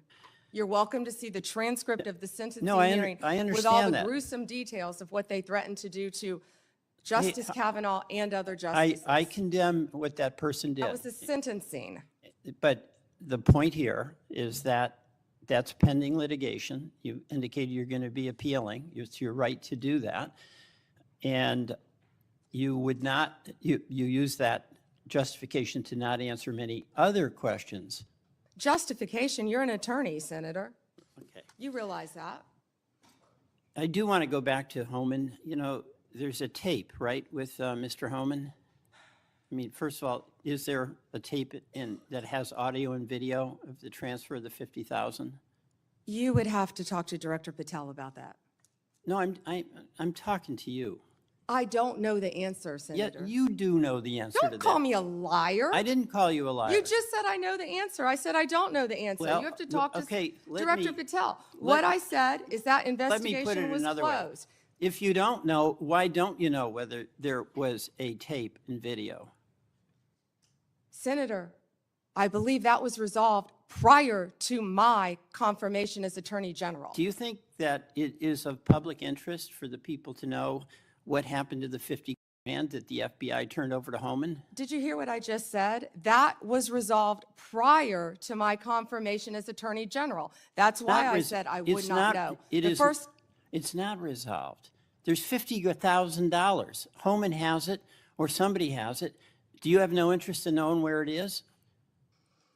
you're not going to sit here and slander Tom Homan. The FBI and Deputy Director Blanche said there was nothing. I'm not slamming And- Tom Homan. He got the 50 Tom grand. Homan is doing, how do you know that? Tom Homan is doing a great job, as our borders are, keeping your border state safe. You're a border state. Thank you, time is Senator up. Welch. Thank We're you. going to Madam turn it. President, could No, I have not right 1 now. minute? Not right now. At the end, on a if you wait, we'll point of talk about personal it. privilege? Not right now. There, The Senator witness Tillis and many others have been waiting their would- turn. I know, So but you this is can 1 hold minute, until and the it end. relates to testimony that she gave No. about me. Senator Tillis, go ahead. Thank you, Madam Chair. General Bondi, thank you for being here. I'm going to get parochial for a bit of time. Maybe I have some time for some of the other questions, but the eastern band of the Cherokee is this island that's at the very end of western North Carolina. You got convergence of Tennessee and Georgia, South Carolina nearby. But they're an island and they sell pot, and I got no problem with that. What I have a problem with is some of their actions or activities that are, I think, concerning me that actually speak to the broader issue here about marijuana and what we ultimately do with it with nearly 36 states having it either medical, recreational, or hybrid. But this kind of feels like, to me, the way the tobacco industry got attacked for advertising to young people. We already know, incidentally, that we got a vape problem around here, particularly among young people. And Madam Chair, if I may, I'd like to seek unanimous consent for letters from the Sheriff's Association and the Federal Law Enforcement Officers Association Foundation citing the serious problem we have here with illegal vapes in this country. Without objection. Thank you. But, you know, this worries me because it's a money-making enterprise. It kind of seems like it's preying on younger people. But then I want to talk about this handy app you can get now. Now, it's illegal in North Carolina and Tennessee and Georgia and South Carolina to buy pot, but apparently you can go order it on an app, then right over there to the boundary and get it, I assume that they're not delivering it outside of the boundary, because I think that would be illegal. Would that be illegal? Senator, thank you for pointing that out. I was not familiar with that app, but we will certainly look at that. Yeah. Do you, if I get, let's say I get an illegal, let's get a vape from China. A lot of them are manufactured in China, not The subject majority. to anywhere near the sort of scrutiny that we have here in the United States. If that illegal vape let's say it's, I don't know what it's loaded with, but it gets if it's illegal in the state of North Carolina, and let's say it comes in, I'm using a hypothetical example, into the port of Wilmington, and then finds its way to New York or some other state that has legalized marijuana, is that an illegal transportation of a controlled substance? In other words, unless it teleports into a legal jurisdiction, wouldn't it have been illegally transported at some point? Based on federal law, Senator. Based on yes. federal law, okay. Now, do you, are you familiar with the science of teleportation? No, Senator. I don't think it's been perfected yet. And so it requires a physical movement from one place to the other. I've asked a number of people when they've come before this committee, and hopefully I can get your attention on this too, General Bondi. There's a growing operation in Western North Carolina that is a part of the tribal lands. The problem is I can't find any legal way to get this pot that is grown here to the dispensary that's in another non-contiguous area of the boundary. So you see what I mean? I'm just trying to figure out how the eastern band of the Cherokee are legally transporting what they're growing at scale here to what they're advertising in Charlotte on the billboards as one of the country's largest dispensaries, and apparently also offering to let you buy it online. So can I get your commitment within the DOJ, not you personally, but that can I just get a definitive answer that there's no there, that they are legally transporting it, or that we do have something here that doesn't seem to comport with federal law? Yeah, Senator, I will absolutely have my team look at that issue, and I'm not familiar with that establishment. Yeah, well, it's, you know, like I said, it's an island. I really think the federal government needs to step up. We need to get rid of this neither fish nor fowl sort of status that marijuana has in this country now. I think the people have spoken, many red states, even your home state, my home state, has, I think, probably many states, I should say, not just the state of Florida, are trending towards legalizing it. We've got to get it solved at the federal level. We've got to capture revenue. That revenue needs to go back to federal law enforcement, and we need to have a lot more focus on what I think are unsafe and inconsistent practices across the state. So if I could get that, I would appreciate it. General Bondi, I'm kind of a boring management consultant, nerd that believes in best practices as a way to kind of move forward and create consistent outcomes. I'm having a real struggle right now with the National Guard being deployed and masking the abject failure of leaders at the state and local level.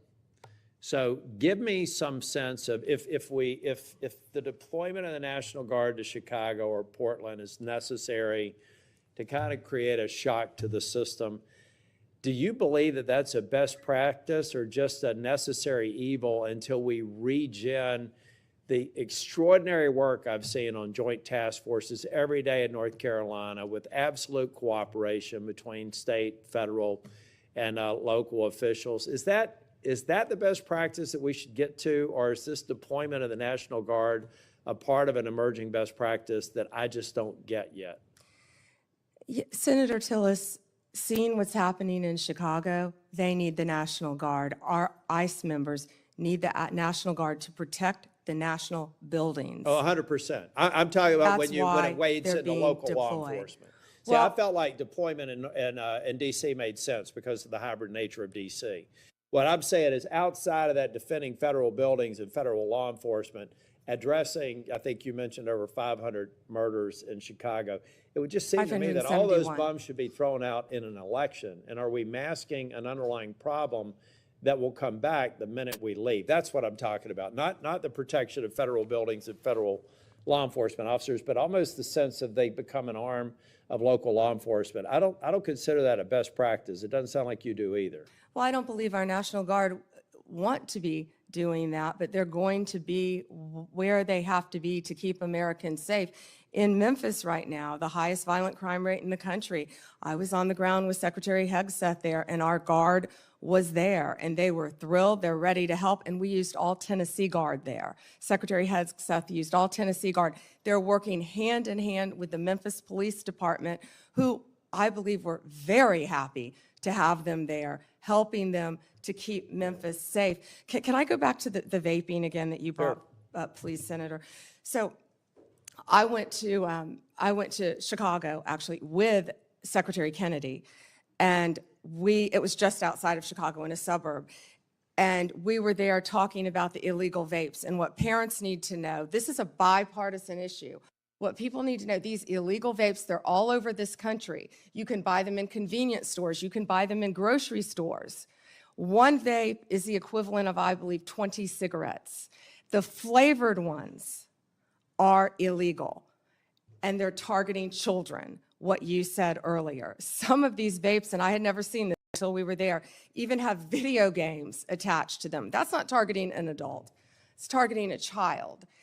And they're also, the majority, are coming in from China, which is illegal, and they're lacing them with THC. Now, right now, I can't say that I have seen deaths with fentanyl laced, but we want to get on the front end of this because that's what's next. We have to do If we and don't control hopefully this that- in every single one of our states, that's what's next. And for the first time, we're getting on the front end of a very serious problem around our country. And Senator Moody, you fought this as well. So thank you for letting me address that, Senator Tillis. And parents need to know that. We do. We need to focus on it. And all I'm saying from a political standpoint is that if we're only, well, let's get President Trump is termed out. He'll only be able to serve out his second term. And I believe the president is absolutely focused on making these dangerous cities safer. I reject any notion that Charlotte's on that list, by the way. So whether you're a Democrat or Republican, bring it on. But I see 3.5 years from now, if we don't address the systemic problems, that what we've basically done is given a governor and mayor and city councilman a pass on failing to protect their people. I was formerly Speaker of the House in North Carolina. If I thought I had to have the president deploy troops to keep North Carolina safe, I would have considered myself a failure as a state leader. And so I just hope we strike the balance so that we're not fixing a problem temporarily, only to come back maybe even worse than the problem we're fixing the moment this president who's committed to local safety leaves. And that's something that we have to talk about. So we're leaving something behind. And I'm going to yield back. Thank you. Thank you, Senator Tillis. Senator Schiff. Thank you, Madam Chair. Attorney General Bondi, at your confirmation hearing in January, made a clear commitment you would not politicize your position. We are here today, your first oversight hearing 9 months into your tenure. at a time when hundreds of career prosecutors have quit because they were required to take unethical actions at odds with that promise, or feared that they would have to take such actions if they remained on the job. When over 1,000 former federal prosecutors have sounded the alarm about the unprecedented degree to which the powers of DOJ are being abused to go after the president's enemies. I approach this hearing with a heavy heart. As a former federal prosecutor myself, I served in a department that, whether it was under a Democratic or Republican president, would never use the office to go after the president's enemies or to hide the corruption of his friends. But today, the Justice Department has been used to cover up the possible corruption of the mayor of New York or of a high-level administration official taking $50,000 reportedly in cash in a bag, or a child sex predator who befriended the president and some of his cabinet members. And instead of preventing partisan weaponization, your department has engaged in a brazenly political prosecution at the president's explicit direction. The department has become President Trump's personal sword and shield to go after his ever-growing list of political enemies and to protect himself, his allies, and associates. My questions therefore focus on these two themes: hiding the corrupt acts of his friends and prioritizing the political prosecution of his enemies. So let me start with the shocking allegations of bribery and pay to play. 2 weeks ago, 4 major media outlets reported that Tom Homan, the president's top deportation official working in the White House, took $50,000 in cash in a bag from undercover FBI agents in September 2024, just over a year ago.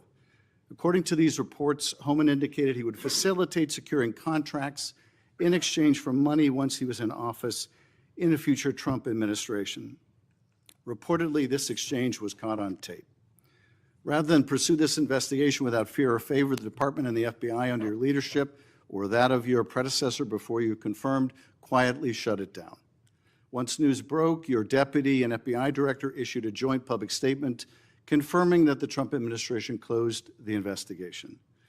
White House Press Secretary Caroline Leavitt denied Homan took the $50,000, telling a reporter, quote, "Mr. Homan never took the $50,000 that you're referring to, so you should get your facts straight." So today I hope you can help us get our facts straight. Was that true, what the White House press secretary said when she denied Homan took the money? Did he take the money? Senator Schiff, as I stated earlier, I was not in office. I was not confirmed when that was handled. So does that mean? Deputy Attorney General Blanche and Director Patel said that there was no evidence that Tom Homan committed a crime. Yet now you're putting his picture up to slander him. No, I'm putting, his picture up showing an interview he gave with, I think, Fox, in which he was asked explicitly about these allegations that he took a $50,000 bribe, and he refused to answer. He said he didn't answer the question whether he took the money, so I'm asking you the question. Did he take the money? Senator Schiff, I answered that question multiple times. And frankly, you know. Well, I don't think, with respect, I don't think you did. But in case I just didn't hear you, what is the answer? Did he take the money? Senator Schiff, that happened prior to my confirmation as Attorney General. I said that. Do you know, sitting here, whether he took the money? All I know is that Deputy Attorney General Todd Blanche and FBI Director Patel said there was no case. And Caroline Leavitt is one of the most trustworthy human beings I know. So and, was she, was Senator Schiff, she if right? you worked for me, you would have been fired because you were censured by Congress for lying with your we can stipulate to, you can stipulate to all your personal attacks on the Democratic members of the committee. Personal attacks? You've been attacking my FBI director. You've been attacking my office. You've been attacking. What we're interested in, borders are. What we're interested in is the answer to these oversight questions. So you were asked by my colleague. You were asked by my colleague. Attacking good people. Regular order, Madam Chair, so I can ask a question. You were asked by my colleague from Vermont whether you will support providing a video or audio tape, if it exists, of Mr. Homan taking $50,000 in bribe money from the FBI. Will you support a request by this committee to provide that tape or tapes to the committee? Yes or no? Senator Schiff, you can talk to Director Patel about that. Well, I'm talking to you about it. You're the Attorney General. This will be your decision. Will you You support? don't have to tell me what is my decision and Well, what is then- not my then- decision. then- I and said you- and you you can don't talk have to to- Director you don't have Patel. to try to- You think you you've don't got a have to- gotcha with Tom Homan, our Excuse me, border czar, excuse me, you who's don't have- been out there excuse me. fighting for our country Madam since Chair, Donald Trump took office. I'm trying to ask you a question. Regular order, please. And you don't have to defer to the FBI director to pass the buck. So I'm asking you, will you support a request so that the committee, or indeed, I believe the American people should be able to see that video or audio tape? Will you support that request? Will you apologize to Donald Trump So for I trying guess, to I guess impeach the answer him is you won't support that after request. you now know that So Joe let me- Biden tried let to me cover up do Hunter this. Biden's involvement with Excuse Ukraine? me, let me do this, because I think it's valuable that the American people get a sense of what you've refused to answer today. So these are just some of the questions you refused to answer, or have answered with personal attacks on members of this committee. You were asked whether you consulted with career ethics lawyers, as you promised you would do during your nomination hearing, when you approved the president receiving a $400 million gift from the Qataris. You refused to answer that question. You were asked who or what role you may have played, or who played the role in asking that Trump's name be flagged in any of the Epstein documents gathered by the FBI. You refused to answer that question. You were asked whether Holman kept the $50,000 bribe money. You refused to answer that question. You were asked whether Holman paid taxes on the $50,000 bribe money. You refused to answer that question. You were asked, did career prosecutors find insufficient evidence to charge James Comey? You refused to answer that question. You were asked, how are military strikes on these boats in the Caribbean legal? And you refused to even answer that question. You were have a asked, law degree, excuse Senator me, Schiff? excuse me. You were asked, did you discuss indicting James Comey with the president? You refused to answer that question. You were asked, did you approve the firing of antitrust lawyers who disagreed with the Hewlett-Packard merger? You refused to answer that question. You were asked whether you support a restoration fund for violent insurrections to attack the Capitol on January 6th. You refused to answer that question. You were asked whether you were firing career professionals, career prosecutors, just because they worked on January 6th investigations. You refused to answer that question. You were asked by my California colleague whether you believe government officials, like immigration officials, have to abide by court orders. You wouldn't even answer that question. This is supposed to be an oversight hearing. Oversight? Excuse me, you can attack me after my time is over. You've attacked all of us, including President Trump, for your entire career. You can attack me later, and I know you've got plenty of canned attacks. We've heard them all day today. Canned attacks on you? This is supposed to be. No one needs a canned attack on you. Regular order, Madam Chair, I'm trying to speak. This is supposed to be an oversight hearing of the Justice Department. And it comes in the wake of an indictment called for by the president of one of his enemies. This is supposed to be an oversight hearing, and it comes in the wake of revelations that a top administration official took $50,000 in a bag, and this department made that investigation go away. This is supposed to be an oversight hearing when dozens of prosecutors have been fired simply because they worked on cases investigating the former president. This is, and now What the current about the president. fires in California? And Do you this care is about that, supposed to Senator be, Schiff? this is, excuse me, this is supposed to be an oversight hearing in which members of Congress can get serious answers to serious questions about the Are the cover-up- riots in about the LA cover-up- serious? About the cover-up of corruption, about the prosecution of the president's enemies. And I think you owe the president an apology when will it be your entire career, that the frankly. members of this committee on a bipartisan basis demand answers to those questions and refuse to accept Clearly you're a personal, failed lawyer refuse to because you don't accept, understand when excuse someone me, can and cannot refuse answer to a accept question. personal slander as an answer to those questions. Personal slander. With Will that, you Madam apologize Chair, to Donald I yield Trump back. for slandering him? Personal slander. Senator. May I ask unanimous consent, Madam Chair, to introduce into the record the statement of 1,000 former Justice Department officials who warned that the Comey indictment is a democracy-threatening abuse of power. May I also request unanimous consent for the introduction into the record of 282 former career officials at the Justice Department raising an alarm who were voluntarily or involuntarily forced to leave the department because of improper actions taken by the Department of Justice.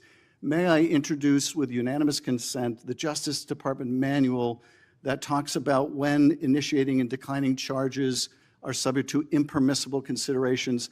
And finally, Madam Chair, may I introduce the letter from Michael Ben-Ari, a career counterterrorism prosecutor, DOJ, a letter he nailed to his door, which concludes by urging officials to do the right thing for the right reasons, to follow the facts and the law, and raises the alarm that the decision to remove experienced career officials from U.S. attorneys' offices, the FBI, and critical parts of DOJ undermines our country's abilities to counter terrorist organizations, malign nation-state actors, and countless others that seek to harm our nation and its citizens. And he believes that the priority is prosecuting the president's enemies or are you admitting? rather than Bondi, protecting Ms. the Bondi, country. one moment. May I have unanimous Are you, consent are to you enter entering these that into the record? Without objection? Thank you. I yield back. Senator Britt. Senator Moody, may I clarify one thing he entered in the record? I just want to say that I believe he entered a letter by 200 and something former employees. Well, I believe the spokesperson for that letter was also the spokesperson for Jack Smith. Senator Britt. Thank you, Madam Chair. General Bondi, I want to talk to you about the next generation. I want to talk to you about our kids, people who don't have a seat at the table but need us to fight for them tirelessly. When you look at this, I see a couple of different buckets of ways that bad actors are taking advantage of our children, and in some of the most extreme situations, we lose that child, whether to death or to self-harm, and I think we owe it to them to do something about it. So first is social media. Tell me, what are you doing? I have sat across from a number of parents who have talked to me about their child either falling victim to sextortion, different schemes that are online. We also know that there is an element of human trafficking that comes here. Let's start with social media. What are you doing to hold bad actors accountable, to track them down, and to keep our kids safe? Senator, first, thank you for bringing that up. This, I believe, is what an oversight hearing should be about. Thank you. Not yell, oh, he's gone already. He comes in and leaves. This is what an oversight hearing should be about, trying to help parents and children online. Yes, Director Patel has been doing a great job. The FBI, we have an entire unit. Not only that, our National Security Division is working internationally. Well, and I want to talk about that too, because I think a lot of this comes from overseas. Yes. And so whether it's these schemes, the sextortion schemes, Yes. et cetera, it's happening off our shores. How are you connecting the dots there? And then additionally, let's look at human trafficking. And you find a number of times people are lured into this from posts on social media. I believe that that is a global trafficking ring. I would like to speak to what are you doing to make sure that you're holding those people accountable and getting to the bottom of it, finding bad actors and making sure that we're keeping these children safe. Senator Britt, we have made countless cases around this country, and many of them have involved global international defendants. In fact, we've been extraditing some of them back. As many as we can get, we're bringing them back to this country. That's how we're holding them accountable and locking them up for as long as we humanly can lock them up.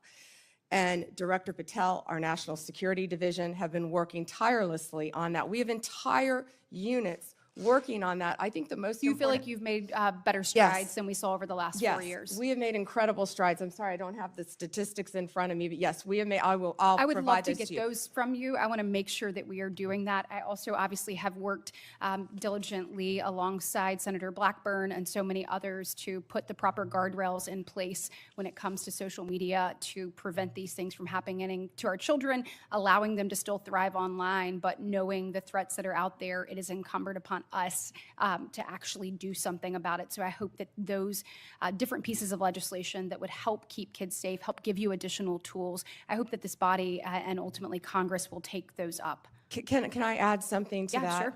That parents also, I always say your child has no right to privacy on the internet.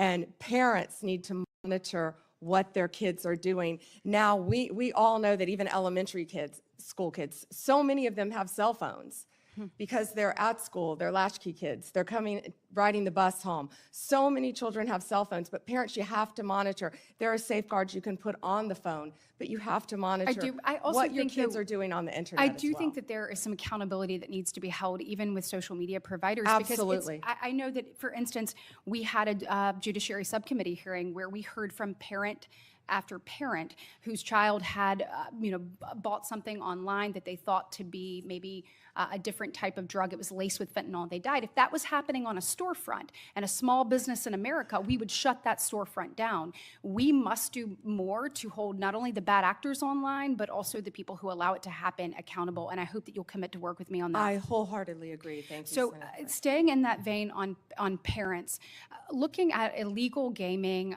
across, again, this is a global thing, offshore illegal gaming. We have found that young men in particular have been targeted when it comes to betting and being involved in this legal gaming. We're finding that through whether it be advertisements or things that are directly targeted to get them addicted and get them pulled in and addicted on that. When it comes to illegal gaming, will you commit to me to taking a look at what is exactly happening offshore and also how they are utilizing different spaces to actually go after our children, getting them addicted, and ultimately pulling them in? Certainly, and I'm also sure the FBI would welcome working with you. Wonderful. And then last but not least on that same vein, and you touched on it earlier when one of my colleagues asked you about this, but vaping. So if you're a parent and you're sitting here looking, Chinese vapes have, this is a real issue. You spoke a little bit about what you are worried will come next in this space. What are you doing to get to the bottom of that? And how are we going to make sure that these don't infiltrate our markets and ultimately don't end up in the hands of our children? What we've been doing is we have been going around this country and we have been raiding these vape shops that are carrying these illegal drugs and shutting them down. And that's what Senator Kennedy and I were in Illinois doing. We were announcing that arrest. It was a massive arrest of illegal vapes from China, mainly coming in through China, laced with THC. Back to the, I was just saying that back to the child predators. Since January 20th, we have made 2,580 child exploitation cases, Senator Britt. That was the number I was trying to get my hands on. Wow. And that's 250 more than last year. Will you commit to continuing to go after these unregulated products and particularly make sure that they are not in the hands of our children? Yeah, and Senator Britt, we need to do that because it's targeting our children. Yes, absolutely. Thank you very much. Today is obviously the second anniversary of the horrific attacks on October 7th. And this morning I had an opportunity to listen to stories of some individuals that had been held hostage, some of the families that will never get their loved ones back, and some that are hoping that there is a resolution soon and they once again get to embrace their family member that they have not seen in over 700 days. It was a reminder of, one of them said, I can live, I can breathe, but I can't live until this is resolved. And we know in addition to this horror and nightmare that they have been living for the past 2 years, we have seen a rise in anti-Semitism here on our soil. When we said never again actually has to mean never again. And I know that you and I spoke about this briefly when you were in front of this committee, but can you talk to me about the work that DOJ is doing to combat that rise in anti-Semitism and to hold offenders of that, to hold them accountable? And Senator Britt, thank you for again bringing up that today is the second anniversary of that horrific attack on Israel. Donald Trump is the greatest peace president of our lifetime, probably in our history. And if anyone can resolve this, it will be Donald Trump. I've also met with many of the families of the hostages and of those who have lost loved ones. We are combating anti-Semitism throughout this country, not only through my civil rights division, and we haven't really talked about Harmeet Dillon a lot today, but Harmeet Dillon runs our civil rights division, and she is working with Leo Terrell, and they are combating anti-Semitism around this country. We have an anti-Semitism task force that we're Do forming. you mind getting me an update on the progress that that task force has Absolutely. made, please? Sure. Okay, thank you. And last, in my last remaining minute, certainly appreciate the work that you're doing. I know my colleague, Senator Lee, already asked you about the attacks on ICE officers. Thank you for working to keep our federal agents safe, federal law enforcement safe. So thank you for the work that you're doing there. I do want to just talk a little bit about crime in American cities. We had a horrific event occur in Montgomery, Alabama over the weekend, and 14 people, 2 people are no longer with us, and 12 people injured. My heart breaks for every one of the victims and their families and the community at large. I'd like to know a little bit about your interagency work and talk to me about things that you find, because we have to find solutions in this space. This cannot keep happening. And what are you seeing that is, your biggest success stories and your biggest challenges you have to working to try to resolve crime throughout the country? Well, right now, the biggest challenge is that the federal government is shut down, but we're not letting that become a challenge because all of our agents are working tirelessly. And I get almost real-time updates from my agencies, Rob Sakata, who's the Deputy Director of ATF, Kash Patel and Dan Bongino at FBI, Terry Cole, at DEA, Gadi Serralta with our U.S. Marshals, and all of our great team of lawyers. And we are working nonstop to combat crime. That's Donald Trump's only directive to me, is to make America safe again. And that's what we're going to do in this country, Senator Britt. Well, thank you for your commitment and any best practices you have or ways that you have found to tackle challenges that are effective. Please let us know. We certainly want to see every community across our state and our country safe, and we appreciate yours and President Trump's commitment to doing that. Thank you, Senator. Thank you, Senator Britt. And I will just say thank you to our witness who has been sitting here for now for 4.5 hours without a break. I think maybe a little bit under the weather. And you have outlasted pretty much everyone here but Senator Britt and myself. So thank you for being here today. I'm in good company. Well, certainly coming in behind someone as strong and as passionate and as committed to doing the right thing and to justice. When you served as Attorney General in Florida, that was certainly a high bar that you set, and I was honored to come in after you as the Attorney General. You've touched on so many of the issues that you fought for in Florida that you are still fighting for now here in Washington, and whether that is protecting our children, protecting our law enforcement officers, protecting the rule of law.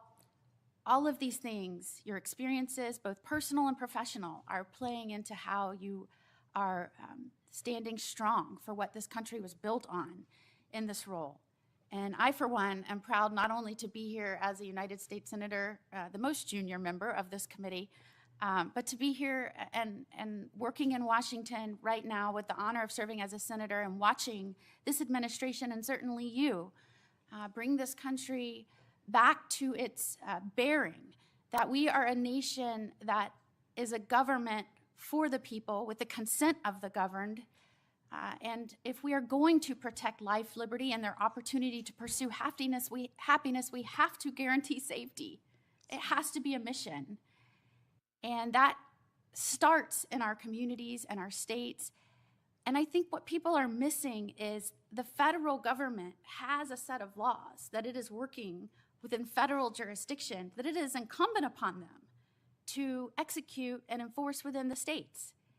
And I'm watching what has happened around this nation as a result of what has happened under the Biden administration and what they allowed to happen purposefully, whether that was rogue prosecutors, defunding police, decriminalizing crime, allowing juveniles to run rampant with no accountability, revolving jailhouse door, no respect for the rule of law.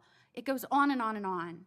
And you're seeing that now playing out in the cities around this country. And what is very terrifying, and I think you would agree. This is the second anniversary of Hamas invading the sovereign state of Israel. Yesterday, I had some Palestinian advocates talk to me about the number of people who've been killed. I like to remind them there wouldn't be one death if there hadn't been this invasion of the sovereign state of Israel by what happened 2 years ago today. Attorney General Bondi, since your confirmation, you've now had the opportunity to face the federal bureaucracy that you must reform to better serve the American people. As I said to Director Patel, your charter is no simple task. When you arrived, you were left with the Justice Department free fall. Senate Democrats have denied your leadership personnel. We haven't been able to confirm your Assistant Attorney General for Congressional Affairs. It's now been 7 months. All the while, Democrats complain that they can't get answers from the Office of Ledge Affairs. They have blocked the confirmation of that person. Since your confirmation, you've taken steps to institute needed reforms. Under your leadership, the Justice Department has cut funding to politicize programs to reinvest in core policing activities. Focusing on crime and getting tough on criminals is a welcome change from 4 years of Biden administration soft on crime policies. During the Biden administration, the Justice Department failed to collect billions of dollars in criminal fines and penalties from corporate offenders. That's money should have been placed in the Crime Victims Fund, and much of the money of the past administration did collect went to the Justice Department's slush funds instead of aiding victims of criminals and violent activity. My Democratic colleagues have shared concerns about funding agency and law enforcement, but generally haven't supported funding programs. Under the Democrat leadership, the COPS reauthorization was held over in committee at least 8 times before the 118th Congress concluded. It never received a vote in this committee. More recently, Democrats have refused to support fundamental Justice Department programs like Protect Safe Neighborhoods. And last week, Democrats again blocked most of the Police Week bills from passing the Senate, even though they passed out of this committee unanimously.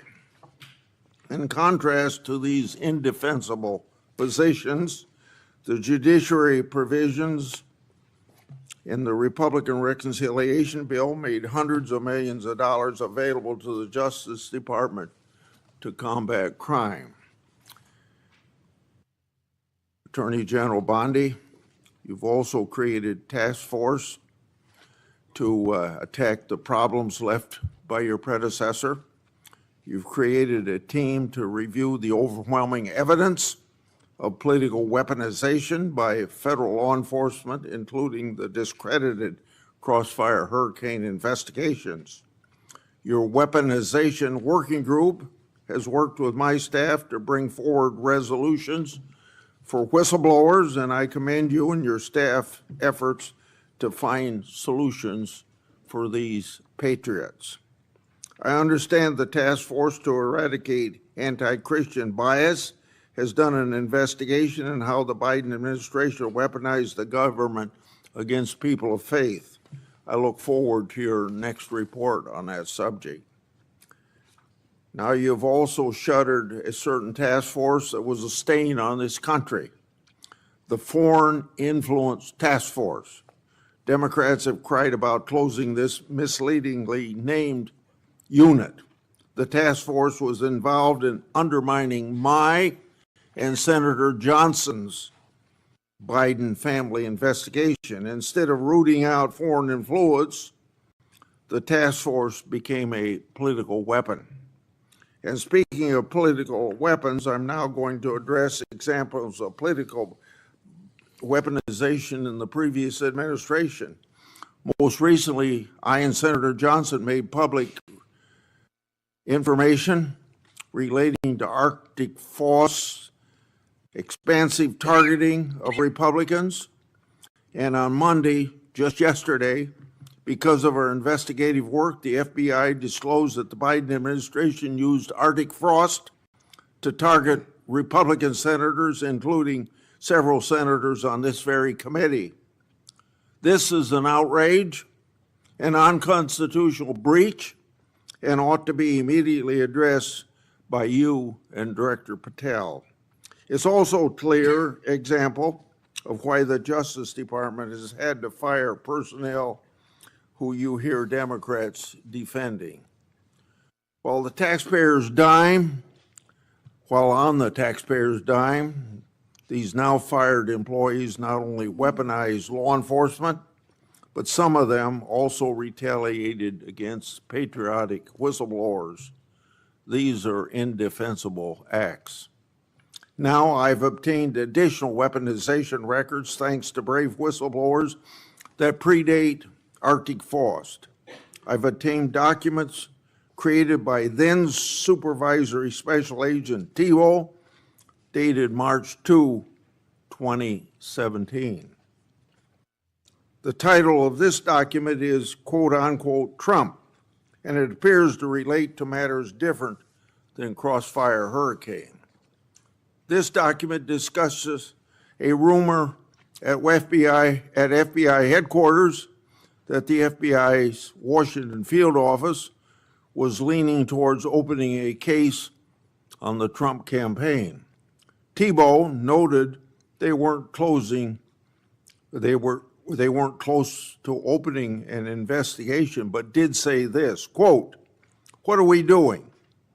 Aggressively seeking out open source information, human intelligence info that could predicate a case," end of quote.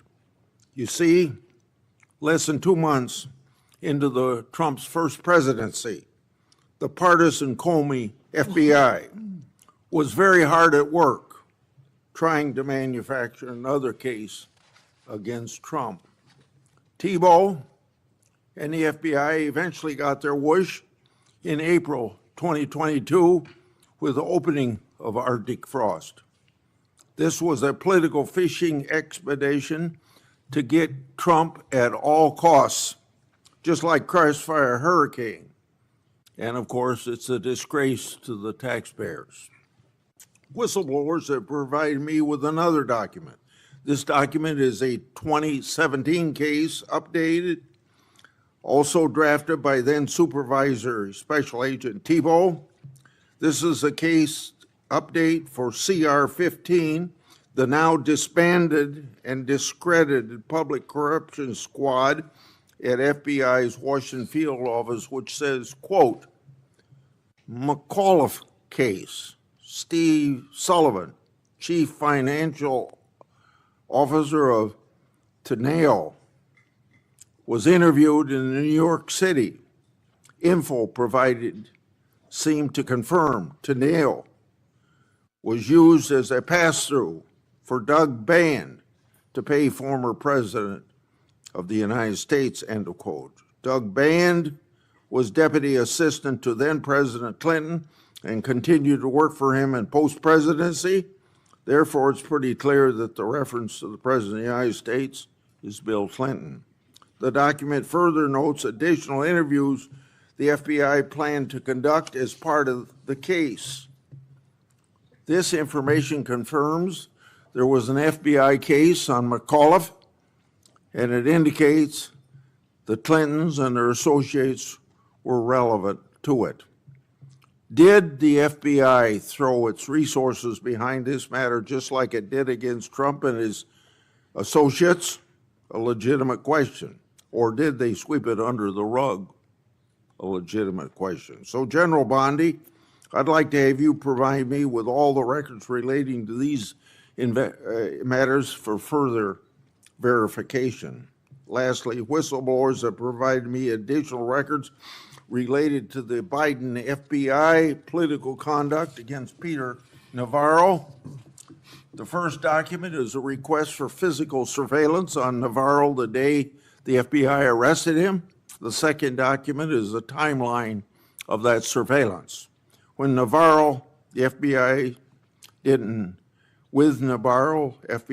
arrest him at his house, which was literally right next to the FBI headquarters.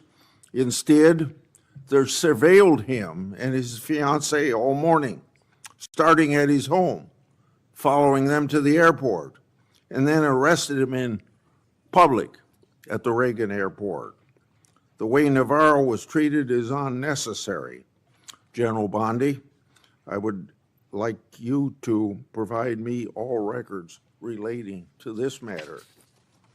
Attorney General Bondi, this Congress, I've made public one document after another, one whistleblower disclosure after another, one example of weaponization after another.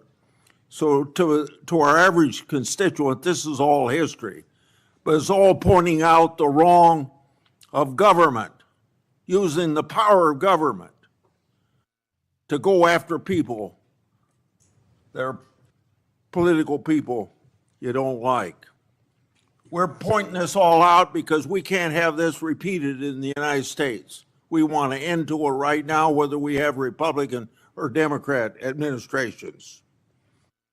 All evidence of your predecessors' total failures. It's time for accountability. And I look forward to hearing about your success in that regard. Senator Durbin. Thanks, Chairman Grassley, for holding this oversight hearing. Welcome, Attorney General Bondi. I'm glad that we are following this committee's longstanding tradition of regular oversight hearings with the Attorney General, the Director of the FBI, and the Secretary of Homeland Security. These hearings have never been more important as President Trump turns the full force of the federal government on Chicago and other American cities. The assault on the city I am proud to represent is just one example of how President Trump and Attorney General Bondi shut down justice at the Department of Justice even before the president's party, controlling the White House, Senate, and House of Representatives, shut down the government. The Attorney General has systematically weaponized our nation's leading law enforcement agency to protect President Trump and his allies and attack his opponents and, sadly, the American people. You have purged hundreds of senior career officials since you first appeared before us. These men and women had dedicated their careers to protecting the American people. As a result, the department has lost literally thousands of years of law enforcement expertise. To be specific, you disbanded the FBI's Foreign Influence Task Force and the National Cryptocurrency Enforcement Team, despite the growing threat of foreign election interference and the drastic rise in cryptocurrency crimes. You forced out almost 75% of the Civil Rights Division's career attorneys, while hate crimes are on the rise. You fired more than 100 immigration judges, while the immigration case backlog is more than 3 million. You cut the public integrity section from 30 prosecutors to 2, while political corruption skyrockets. During your confirmation hearing, I asked you about your many potential conflicts of interest as a former lobbyist. You responded under oath, quote, "You will consult with career ethics officials within the department and make the appropriate decision," end of quote. But the Justice Department then removed those career ethics officials and put in their place inexperienced political appointees beholden to President and you. And you've effectively shut down the Office of Professional Responsibility, which investigates misconduct by Department of Justice attorneys. Now, with these ethical guardrails out of the way, corruption has run rampant at the Department of Justice. Although you've been a registered foreign agent for Qatar, you did not recuse yourself from signing off on President Trump's solicitation of a free jet from the royal family, even though this gift was clearly illegal. Connections to Attorney General Bondi seem to yield more favorable outcomes for defendants. At least 2 long-running federal prosecutions were abruptly dropped after the defendants hired your brother. It's no surprise that Ed Martin, the failed U.S. attorney nominee you appointed as senior official, said, quote, No MAGA left behind. Our nation's top law enforcement agency has become a shield for the president and his political allies when they engage in misconduct. Last year, President Trump's border czar, Tom Homan, was allegedly recorded accepting a $50,000 bag of cash in exchange for promising immigration enforcement-related contracts. Under your leadership, the investigation into Mr. Homan was dropped.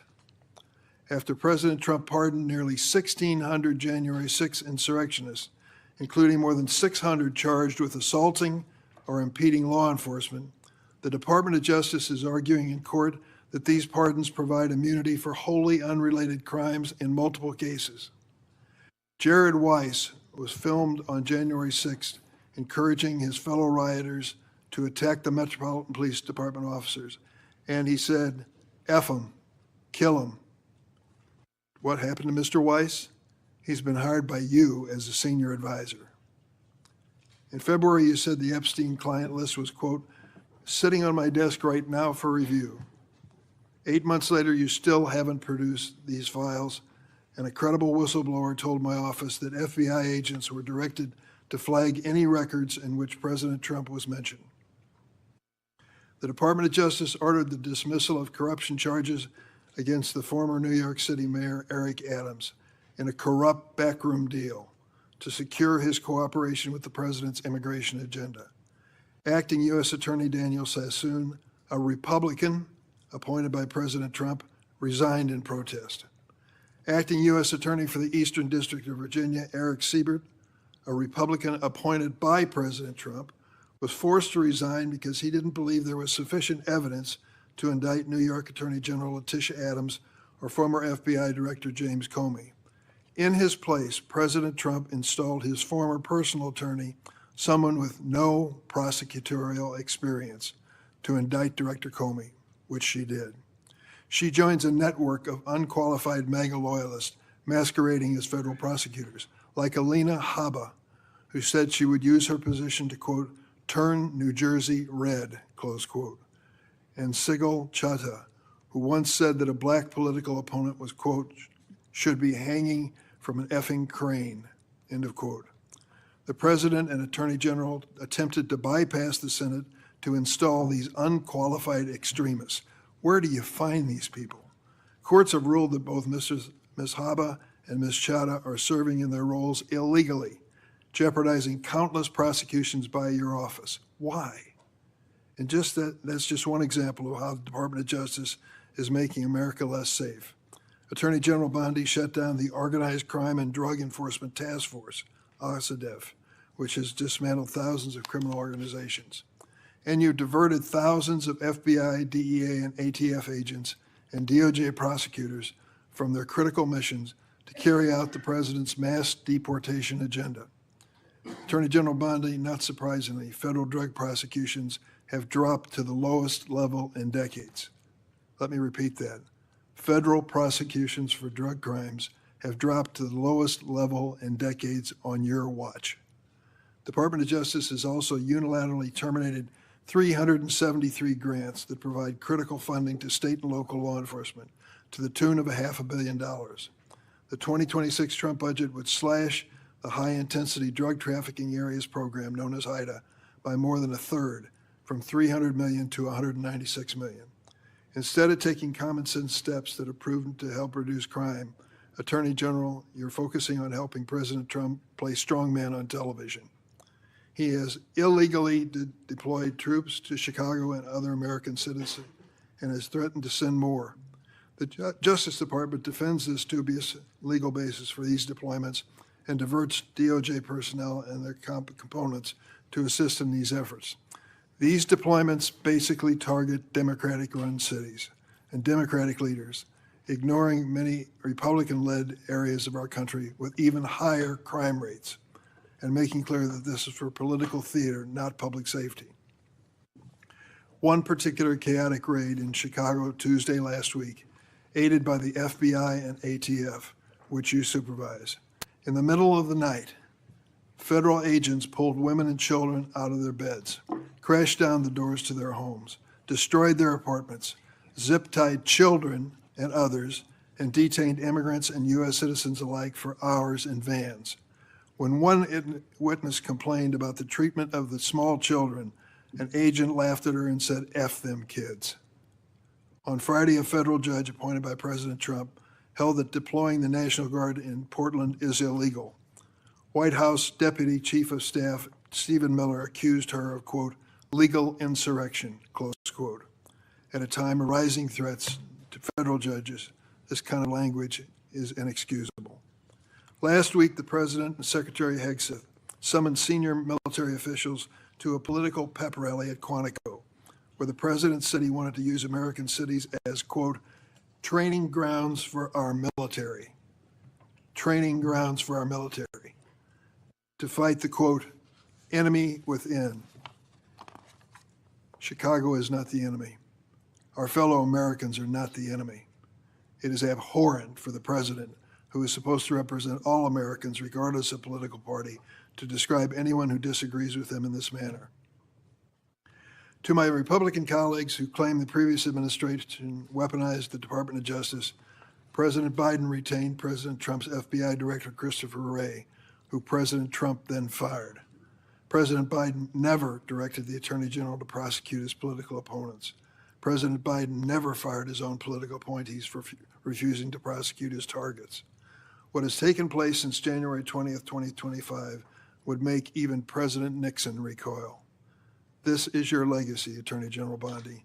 In 8 short months, you have fundamentally transformed the Justice Department and left an enormous stain in American history. It will take decades to recover. Thank you, Mr. Chairman. Thank you. Would you please rise so I can give you swear?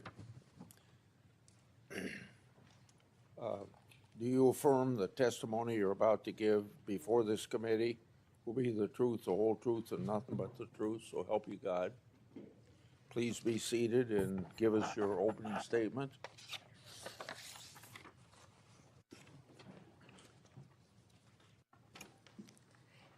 Thank you, Chairman Grassley and Ranking Member Durbin, and every member of this committee. I'm grateful for the opportunity to testify in front of you today. First, please join me in remembering, as you said, Chairman Grassley, all the Jewish people who lost their lives in the October 7th attacks 2 years ago today. Also, please let's pray for all the hostages and the families of all of those individuals. They are a critical reminder of our central mission here at the Department of Justice, protecting the safety and security of the American people. That is why, even when the government is otherwise shut down because of the Democrats, the department's law enforcement officers and prosecutors are hard at work fighting, protecting you from the threats, foreign and domestic. When I was confirmed as the 87th Attorney General of the United States, I took office with 2 main goals: to end the weaponization of justice and return the department to its core mission of fighting violent crime. As to ending the weaponization of justice, we learned that former FBI secretly investigated you and your colleagues. Why? They wanted to take President Trump off the playing field. They were playing politics with law enforcement powers and will go down as a historic betrayal of public trust. This is the kind of conduct that shatters the American people's faith in our law enforcement system. We will work to earn that back every single day. We are returning to our core mission of fighting real crime. While there is more work to do, I believe in 8 short months, we have made tremendous progress towards those ends. Our federal surges in Washington, D.C. and Memphis are a perfect example of how the Department of Justice should operate. We created strong partnerships with local leadership, working hand in hand with both cities to send resources where they were needed most. The results speak for themselves. We have made more than 3,800 arrests here in Washington while seizing more than 365 illegal guns. In Memphis, we have already made more than 300 arrests and close to 80 illegal guns in just a week. We are replicating that tough-on-crime approach throughout this country. Under the leadership of Director Kash Patel, the FBI is doing outstanding investigative work to keep American people safe. The FBI just conducted a months-long operation called Summer Heat, which resulted in over 8,600 arrests from June to September. More than 6,500 arrests fell under the FBI's violent crime and gang program. Under the leadership of Administrator Terry Cole, the DEA has seized 47.9 million fentanyl pills and 4,500 kilos of fentanyl powder. That represents 370 million deadly doses. 370 million. The DEA is dismantling violent cartel drug trafficking networks across this country, including the seizure of nearly 470 million in criminal assets. Under the leadership of Gadi Serralta, our U.S. Marshals have been the tip of the spear on federal surges in protecting judges and elected officials. Our Marshals have arrested more than 51,000 fugitives nationwide since January 20th. Under the leadership of Acting Director Dan Driscoll, ATF has taken more than 23,000 illegal guns off our streets. 3,400 of those guns have been linked to trafficking between the U.S. and Mexico. My attorneys have done incredible work advancing President Trump's agenda and protecting the executive branch from judicial overreach. We've been sued more than 400 times since January 20th. Judges have issued more than 90 temporary restraining orders against us, more than the previous several administrations combined. Despite the unprecedented degree of activism we've seen from the lower courts, we have never ignored a court order.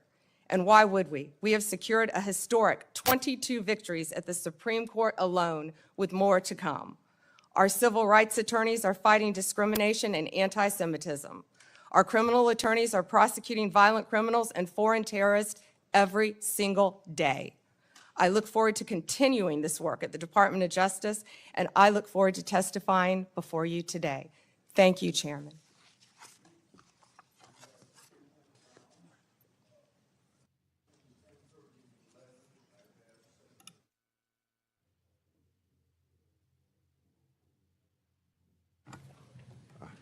I forgot to turn on the microphone. Let me start over again.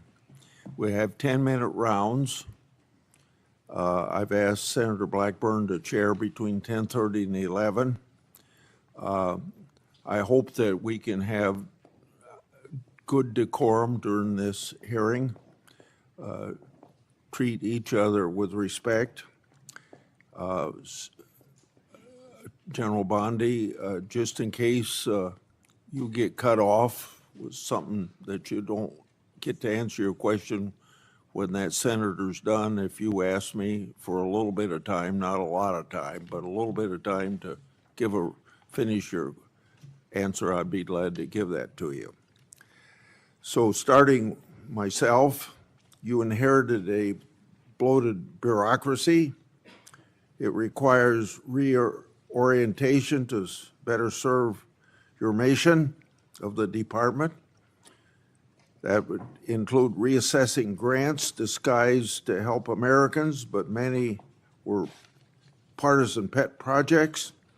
It also requires reallocation of resources to better serve the American people. On this issue, I've got two questions. What updates can you share with the committee about your review and grant DOJ and grants that DOJ has reassessed?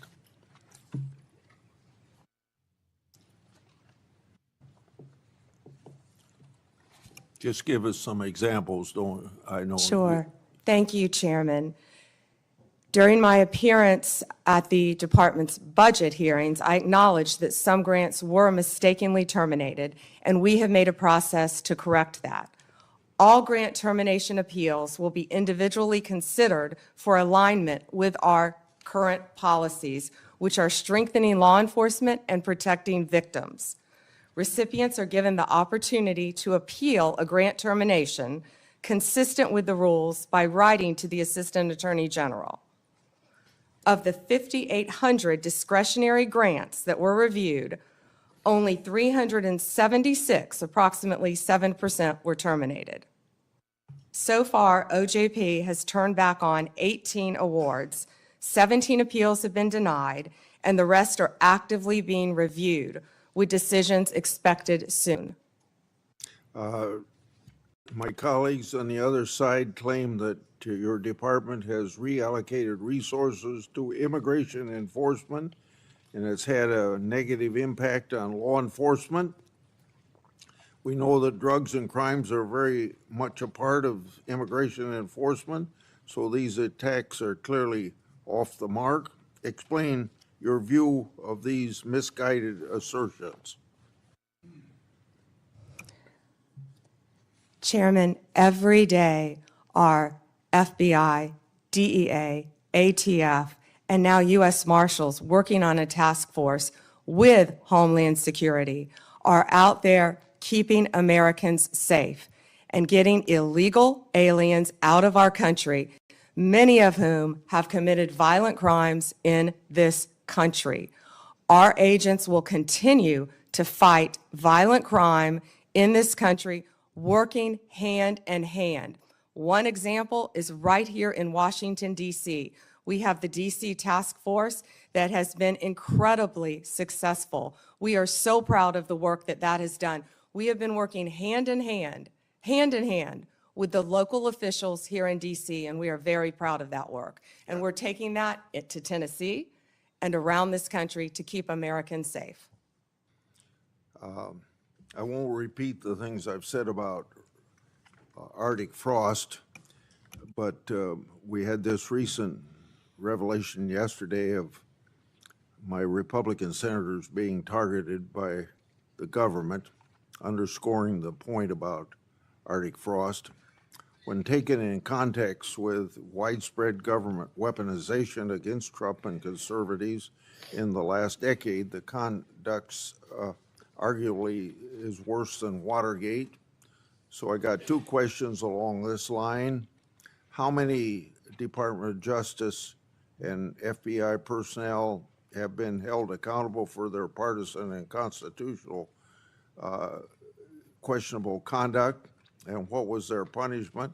If you could give a few examples or follow up in writing, since there's so many people that fall into this category. Yes, Senator. Yes, Chairman, we will. So you want to answer that in writing? Yeah, okay. Yes, the exact number I can answer in writing. Yes. Okay.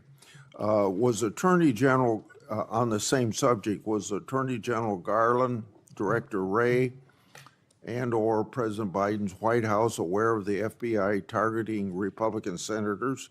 Did they approve it? Now, let's be clear, either they knew and allowed it to happen, or they didn't know, and if they didn't know, it points to a lack of oversight of Jack Smith's runaway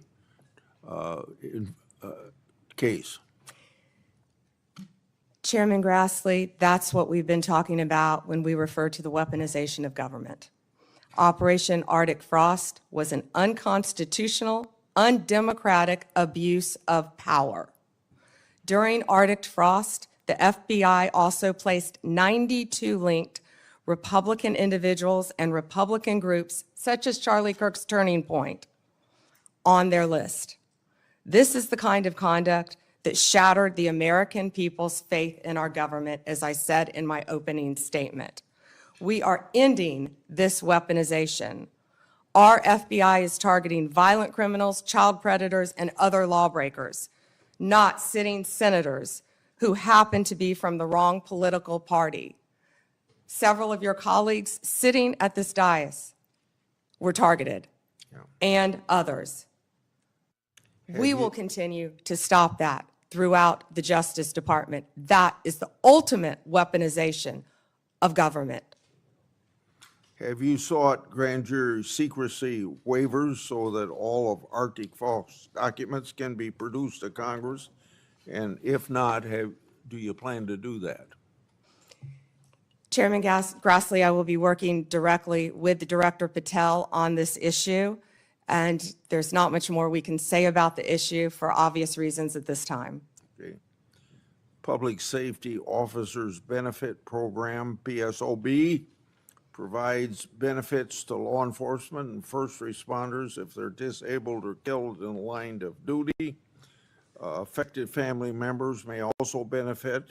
My oversight and a government accountability office report shows that some claims have taken thousands of days to conclude.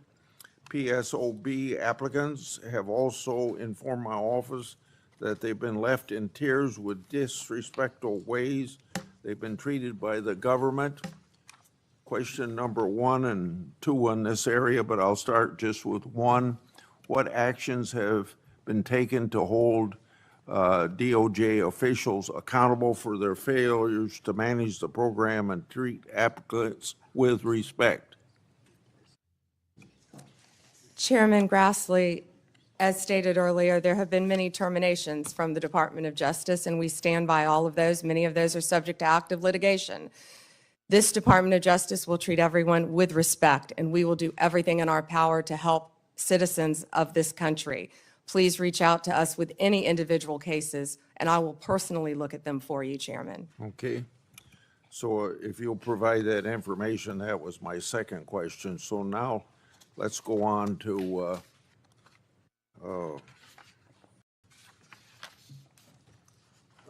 regarding the initial FBI 1023 document that I made public last Congress. That document mentioned 1, text messages, 2, audio recordings, and 3, financial records that allegedly approved a bribery scheme with the Biden family and foreign interest. I asked Director Patel if his predecessors made any effort to determine whether these records existed. He answered no. What steps has the department taken to determine whether these records exist? One way or another, this matter ought to be put to rest. Chairman Grassley, I know Director Patel is working hard on this with the members of the FBI. Okay. So we don't know if these records exist, or you just can't say that publicly at this point? I don't want to discuss any of that publicly, Okay. Director. The Foreign Intelligence Surveillance Act includes a safeguard to prevent political weaponization. The reauthorization mandated certain members and their staffs shall be entitled to attend any proceedings of the FISA court. Former Biden DOJ Assistant Attorney General Matt Olson drafted a privacy agreement that allowed the department to hide information from Congress during FISA proceedings. Matt Olson made a career out of targeting President Trump and his allies, so it's not surprising that he would attempt to hinder congressional oversight or cover up for the Biden regime. I want to make sure that you get rid of the ridiculous and misguided Olson memo. When can you tell me that will be done? We will notify you, Chairman Grassley. Thank you. Okay. Senator Durbin. Thanks, Mr. Chairman.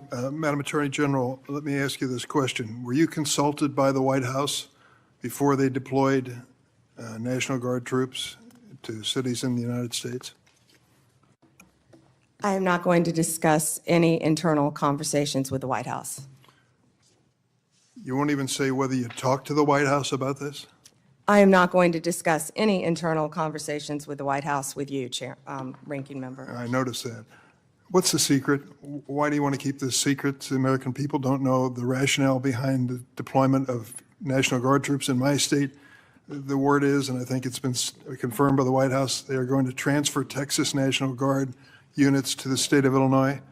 What's the rationale for that? Yeah, Chairman, as you shut down the government, you voted to shut down the government, and you're sitting here, our law enforcement officers aren't being paid. They're out there working to protect you. I wish you loved Chicago as much as you hate President Trump. And currently, the National Guard are on the way to Chicago. If you're not going to protect your citizens, President Trump will. I've been on this committee for more than 20 years. That's the kind of testimony you expect from this administration. A simple question as to whether or not they had a legal rationale for deploying National Guard troops becomes grounds for a personal attack. I think it's a legitimate question. It's my responsibility. She refuses to answer as to whether she had any conversation with the White House about deploying national troops to my state. That's an indication, I'm afraid, where we are politically in this place. Let me ask you another question. I want to, if you will, hold on a second. make sure I got the right page of facts here. You testified under oath when you last before this committee that before your appointment to Attorney General, you had served as a representative of some sort for the royal family of Qatar. There was an issue that came before you in May when President Trump accepted a $400 million luxury jet from the royal family of Qatar for temporary use as Air Force One before it's permanently gifted to the Trump Presidential Library Foundation. The Constitution unequivocally bestows on Congress the power to control whether any officer of the United States, including the President, may accept a gift, quote, from any king, prince, or foreign state, end of quote. And this gift clearly violates the statutory regime enacted by Congress. You've refused to answer a letter I sent to you 5 months ago asking the legal rationale you relied on to advise President Trump to accept this unprecedented gift from your former legal client. Can you make a promise today that you will disclose that? Disclose what, Ranking Member? I assume there was a letter or some sort of statement from your office to the White House to advise them that you felt it was permissible? First, to address my role with Qatar, as I addressed with you during my confirmation hearing, I disclosed it in my SJQ. In private practice, I worked for Qatar for anti-human trafficking for the World Cup. That was my only involvement, and I made that very clear, and I'm very proud of everything I've done with anti-human trafficking. Obviously, in preparing any advice for the President on a jet or anything else, we consult with the Office of Legal Counsel. The confidentiality applies to their input as well. And Chairman, if you would approve and vote to approve, as Chairman Grassley said, excuse me, Ranking Member, as Chairman Grassley said, my employees, we would answer your letters a lot faster, yet you're stalling them at every stop. And to go back to your previous question, your city has a murder rate 5 times higher than New York's. 571 homicides last year.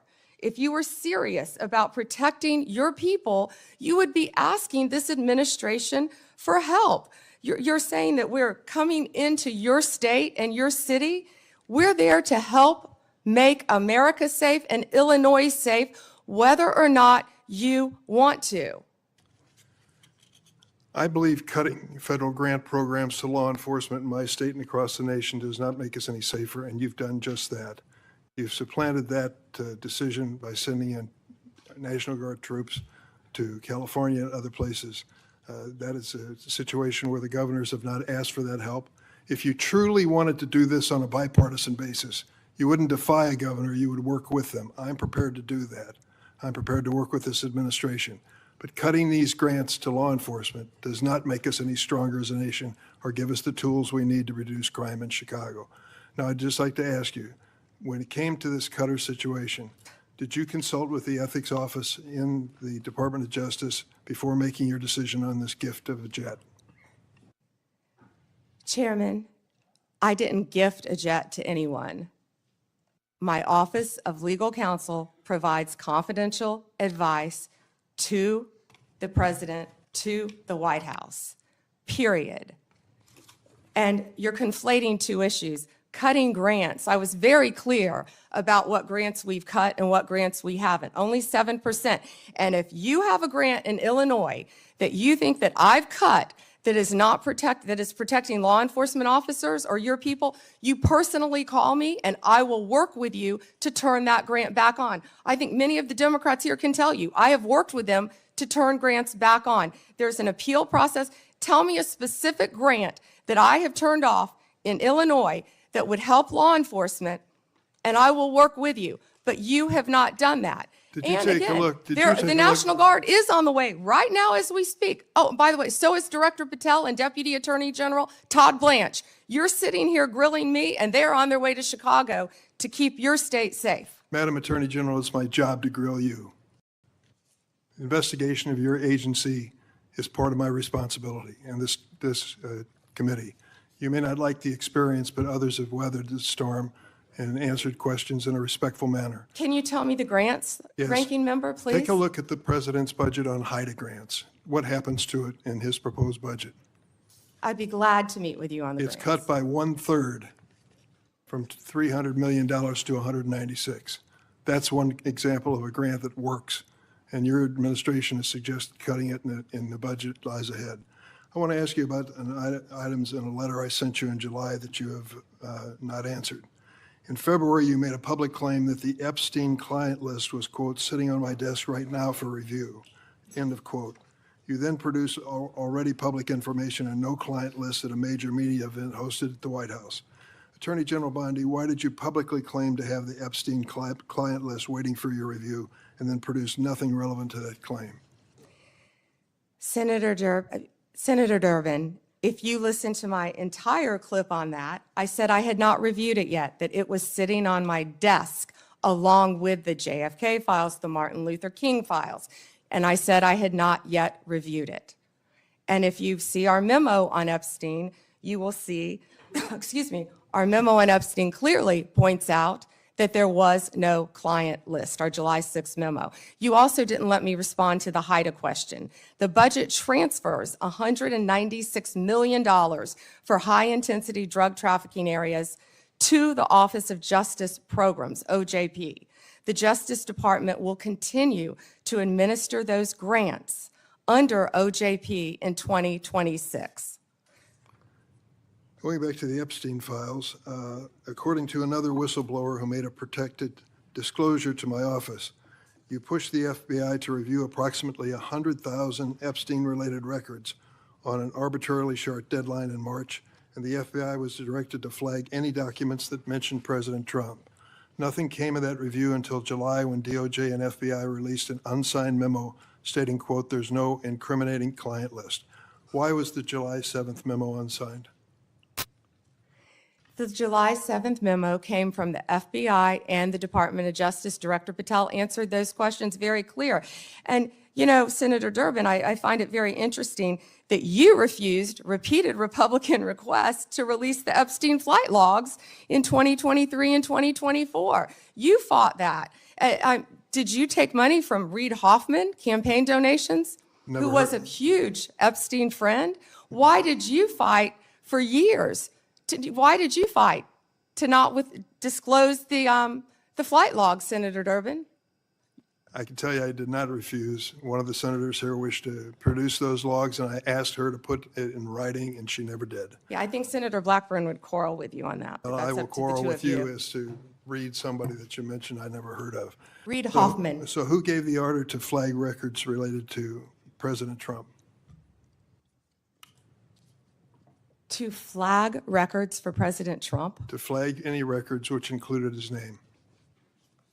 I'm not going to discuss anything about that with you, Senator. Eventually, you're going to have to answer for your conduct in this. And you won't do it today, but eventually you will. I yield, Mr. Chairman. I got to Mr. interject Chairman? something here. Mr. before I Chairman. get to Pam.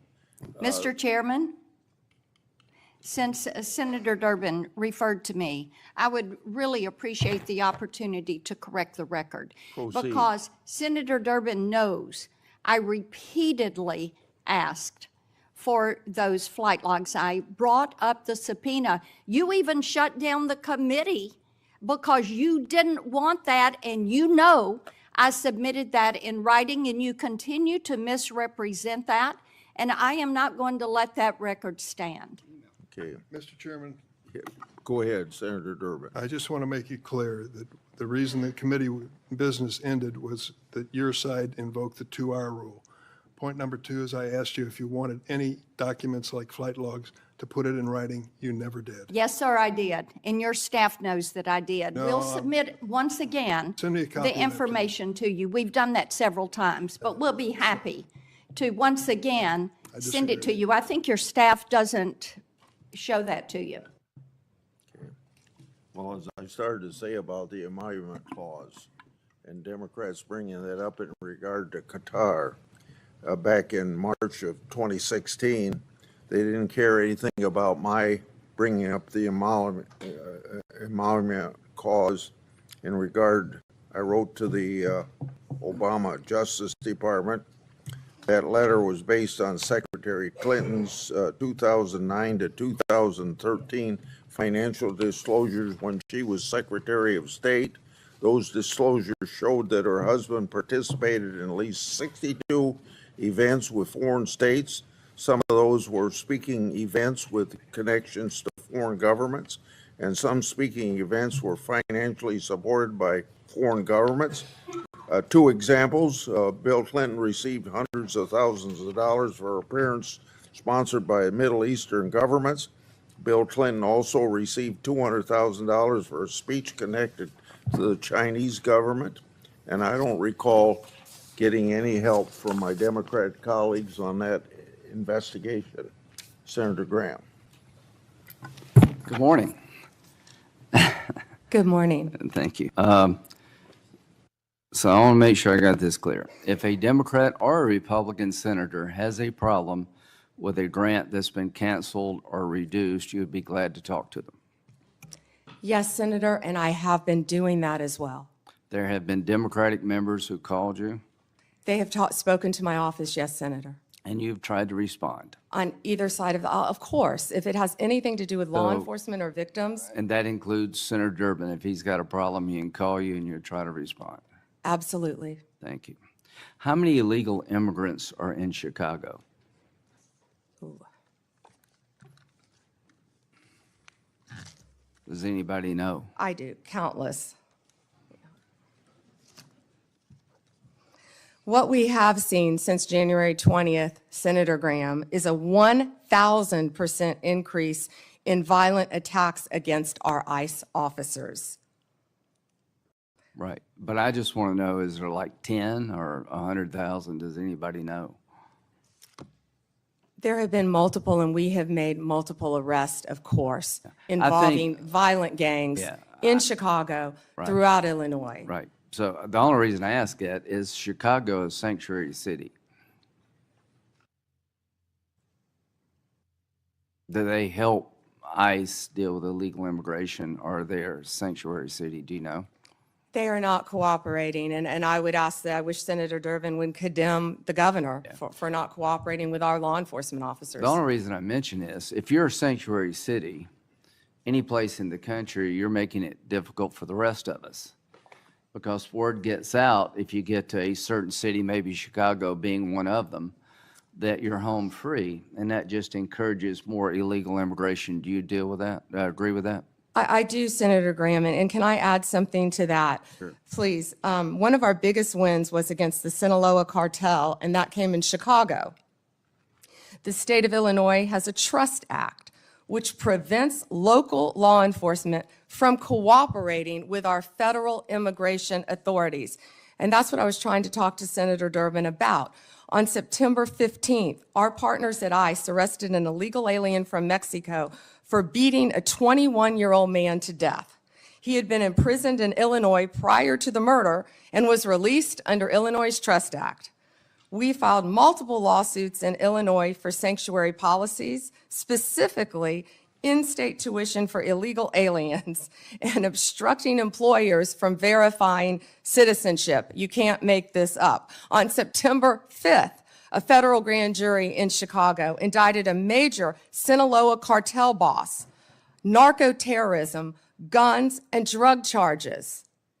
On July 11th, we announced a guilty plea for Ovidio Guzman Lopez. You may know him as the son of El Chapo, one of the worst narco-terrorists in the world.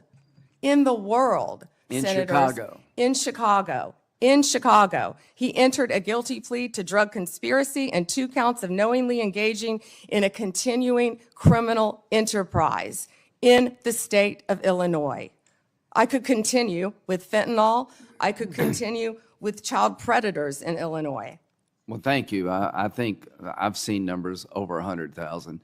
So Chicago and other sanctuary cities, you're making it harder for us to deal with illegal immigration by doing what you're doing.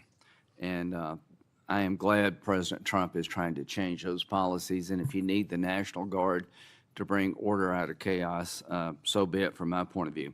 Now let's get back to the topic sort of at hand here about how the law is being used politically. In September 2022, Attorney General James from New York basically said in a campaign that she would go after Trump, his business transactions, and his family with full force. November the 15th, 2022, Trump announces his candidacy for president. November 2022, 3 days after Trump announced his reelection campaign, Jack Smith was appointed by Garland to be special counsel to look at classified information, document mishandling, and trying to undermine the 2020 election.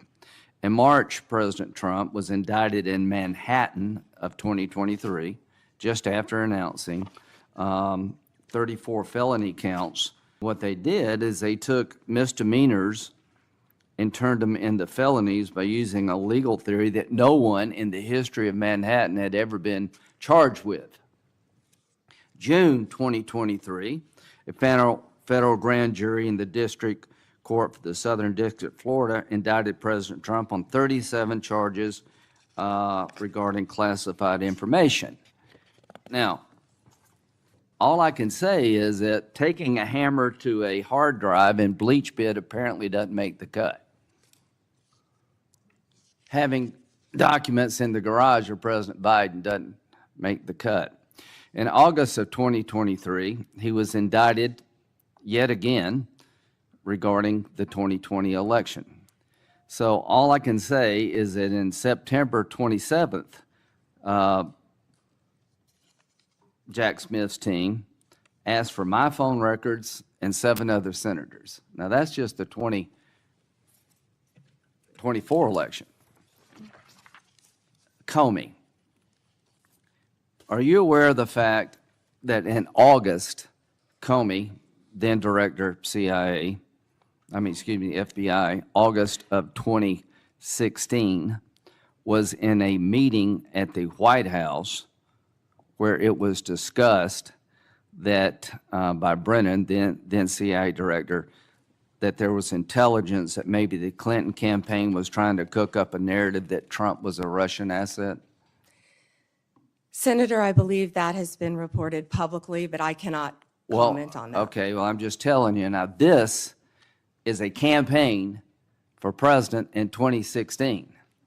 In July, they open up Crossfire Hurricane. In August, they have a discussion in front of President Biden that there's intel that maybe this is generated by his political opponent.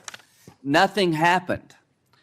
In September, are you aware of the fact that the intelligence community sent a memo to the FBI director detailing intelligence that suggests it's Clinton's campaign is behind the idea that Trump is colluding or cooperating with the Russians? Senator, I believe that has been reported. And that was addressed to the FBI director and Mr. Strzok, this memo. Are you aware that he told this committee, I don't recall that, the FBI director? Senator, I can't discuss anything. Well, I can tell you this. What the hell would you recall? You're the sitting FBI director. There's a campaign for president going on. You've opened up an investigation believing that the Republican candidate may be a Russian asset. And now all of a sudden, less than a month later, 2 months later, you have 2 inquiries, 2 events to suggest it may be his political opponent. Did anybody in the FBI inform the FISA court or anyone else about this activity that you know of? I can't discuss that matter, as you know, Senator Grant. Should they have? Is there a requirement by law enforcement to tell the court if their warrant is being sought or a defendant that there's exculpatory information out there about you? In general, of course, Senator. So, to the country, the FBI director gets a memo from the intel community. This may be all a political plot by his opponent. They didn't do a damn thing. Are you familiar with the Steele dossier? Yes, Senator. That was a dossier prepared and paid for by the Clinton campaign. Are you aware that it was that document was used to get a warrant on 5 different occasions against Carter Page, an American citizen? Yes, Senator, and that has been reported. Are you aware of the fact in February 2017, after Trump is president, the person who gave Christopher Steele the information, the Russian guy, told the FBI the information I provided you was all bar talk. hearsay and not reliable. Are you aware of that? Yes, Senator. Was there ever an effort by the FBI to tell the FISA court about evidence that the man who helped prepare the document retracted his statement? I can't discuss that, Senator. Should there have been? Can't discuss that. You on wonder the- why we're looking at Comey? Give me a break. Why are we looking at Comey? Because he ran an FBI and personally knew about exculpatory information and let it slide. How in the hell can two FBI agents interview a man who says the document you're using against a sitting president to suggest he may be a Russian agent or Carter Page that is now no longer reliable? How does that not get to the court? Can you tell me how that doesn't get to the court? You can't, can you? I can't, Senator, and I Can can't you tell me discuss it. why my phone records, when I'm the chairman of the Judiciary Committee, were sought by the Jack Smith agents? Why did they ask to know who I called and what I was doing from January 4th to the 7th? Can you tell me that? No, Senator, and there were 8 senators in total. Do you think that was an abuse of power? Senator, I cannot discuss whether there is or is not an ongoing investigation. If I may add one thing, they also wasted $50 million on what you just described, trying to put President Trump in jail prior to the election. Before Senator Whitehouse, I want to introduce into the record what is called the Durham Annex. The annex is a declassified appendix to John Durham's report about Crossfire Hurricane.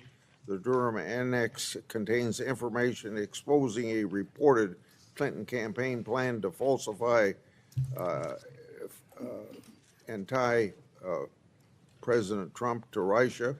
For years, I've fought to assemble and publicize all the facts surrounding Durham investigation, Crossfire Hurricane, and related matters. The Durham Annex was declassified as a large part because of Attorney General Bondi. Mr. Chairman, Mr. Chairman, Yeah, may I ask you a question?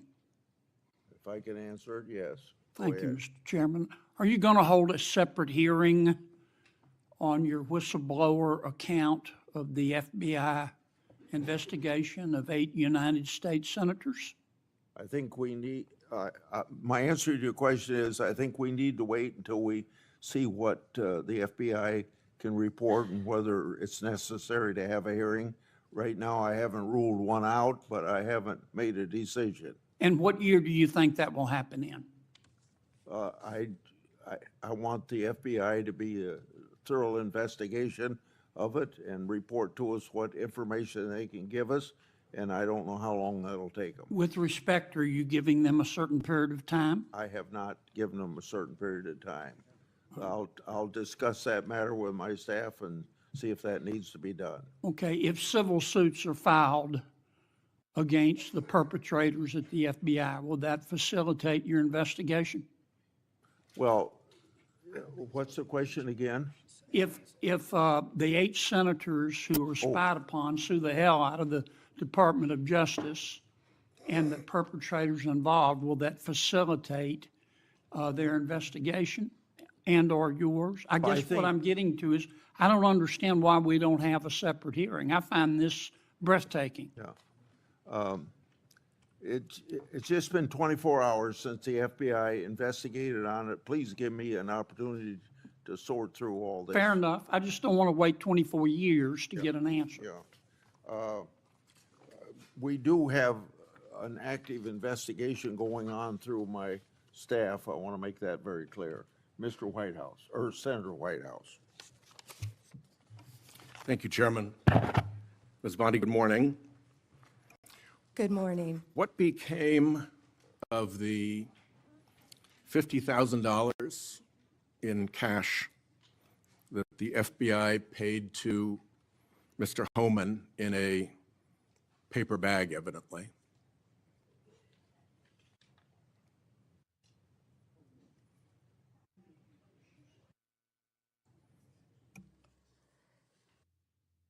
Senator, as Deputy Attorney General Todd Blanche recently stated, the investigation of Mr. Homan was subjected to a full review by the FBI, agents, and DOJ prosecutors. They found no credible evidence of any wrongdoing. And that was not my question. My question was, what became of the $50,000 in cash that the FBI delivered, evidently in a paper bag, to Mr. Homan? Senator, I'd look at your facts. Are you saying that they did not deliver $50,000 in cash to Mr. Homan? Senator, as recently stated, the investigation of Mr. Homan was subjected to a full A different review question. by the FBI agents, That's a by different Department question. of Justice prosecutors.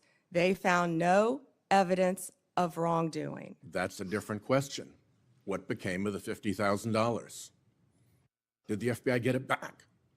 Mr. Whitehouse, excuse me, Senator Whitehouse, you're welcome to talk to the FBI. The report to you, can't you answer this question? Senator Whitehouse, you're welcome to discuss this with Director Patel. Did Homan keep the $50,000? As Deputy Attorney General Todd Blanche recently stated, the investigation of Mr. Never mind. Homan I can was see I'm not going to get a straight full answer from you to review a very by simple the question. FBI agents and the DOJ. Do They you found know- no credible evidence of wrongdoing. You know, you're very concerned about money and people taking money, and Do you you rail know- against wait a dark second, money. wait a second, wait a Yet you second, work with dark wait a money second. groups all the time, Senator Wait a Whitehouse. second. Did you know whether or not in that investigation they looked at whether the $50,000 payment to Mr. Homan was declared by him on his tax returns? Senator, I would be more concerned if I were you when you talk about corruption and money, that when you pushed for legislation that would subsidize your wife's company. The questions here are actually pretty specific.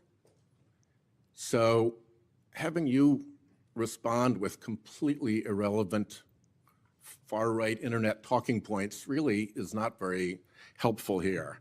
I'd like, Mr. Chairman, you generally like to have us be able to get answers to know, and we'll follow up with the QFR.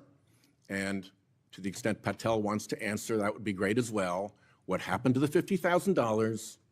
Did Homan keep it? Did the FBI get it back? If he kept it, did he put it on his tax returns? Pretty simple questions. Homan was the same guy who said there was a deal with Eric Adams. He said, if Adams doesn't come through, I'll be back. I'll be in his office, up his butt, saying, where the hell is the agreement we came to? Which brings us to the OPR investigation of prosecutorial misconduct by Emil Bovee, because he was also involved in that transaction. Yeah.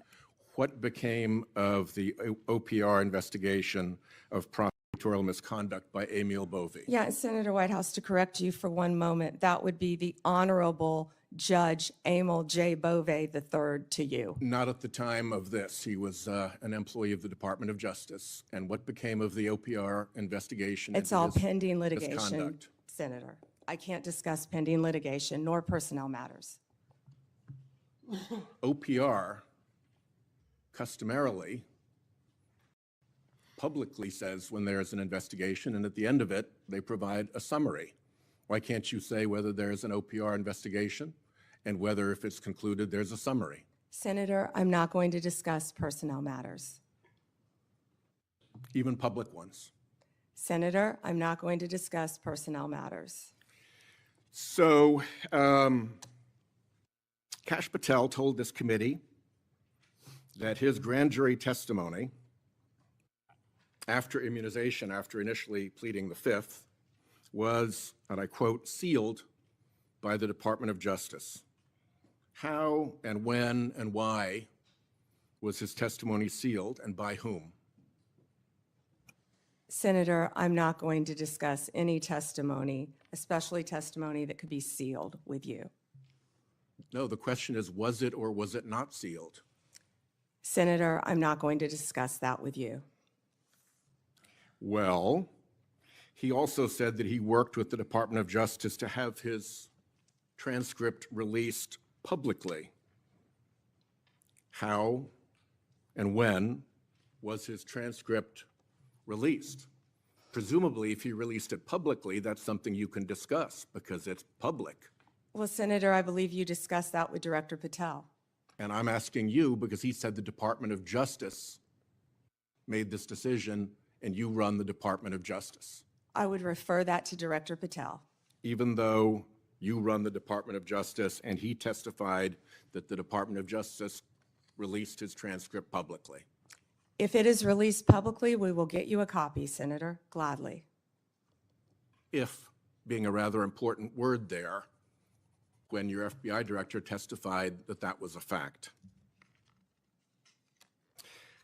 Treasury compiles suspicious activity reports, referred to often as SARs, that DOJ receives automatically.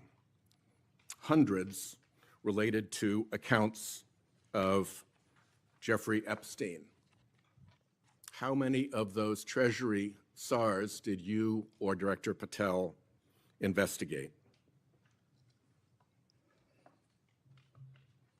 Senator, I'm not sure if you're concerned because you took money, I believe, did you, from Reid Hoffman, one of Epstein's closest confidants, not only once but twice in 2018 and 2024, if that's correct.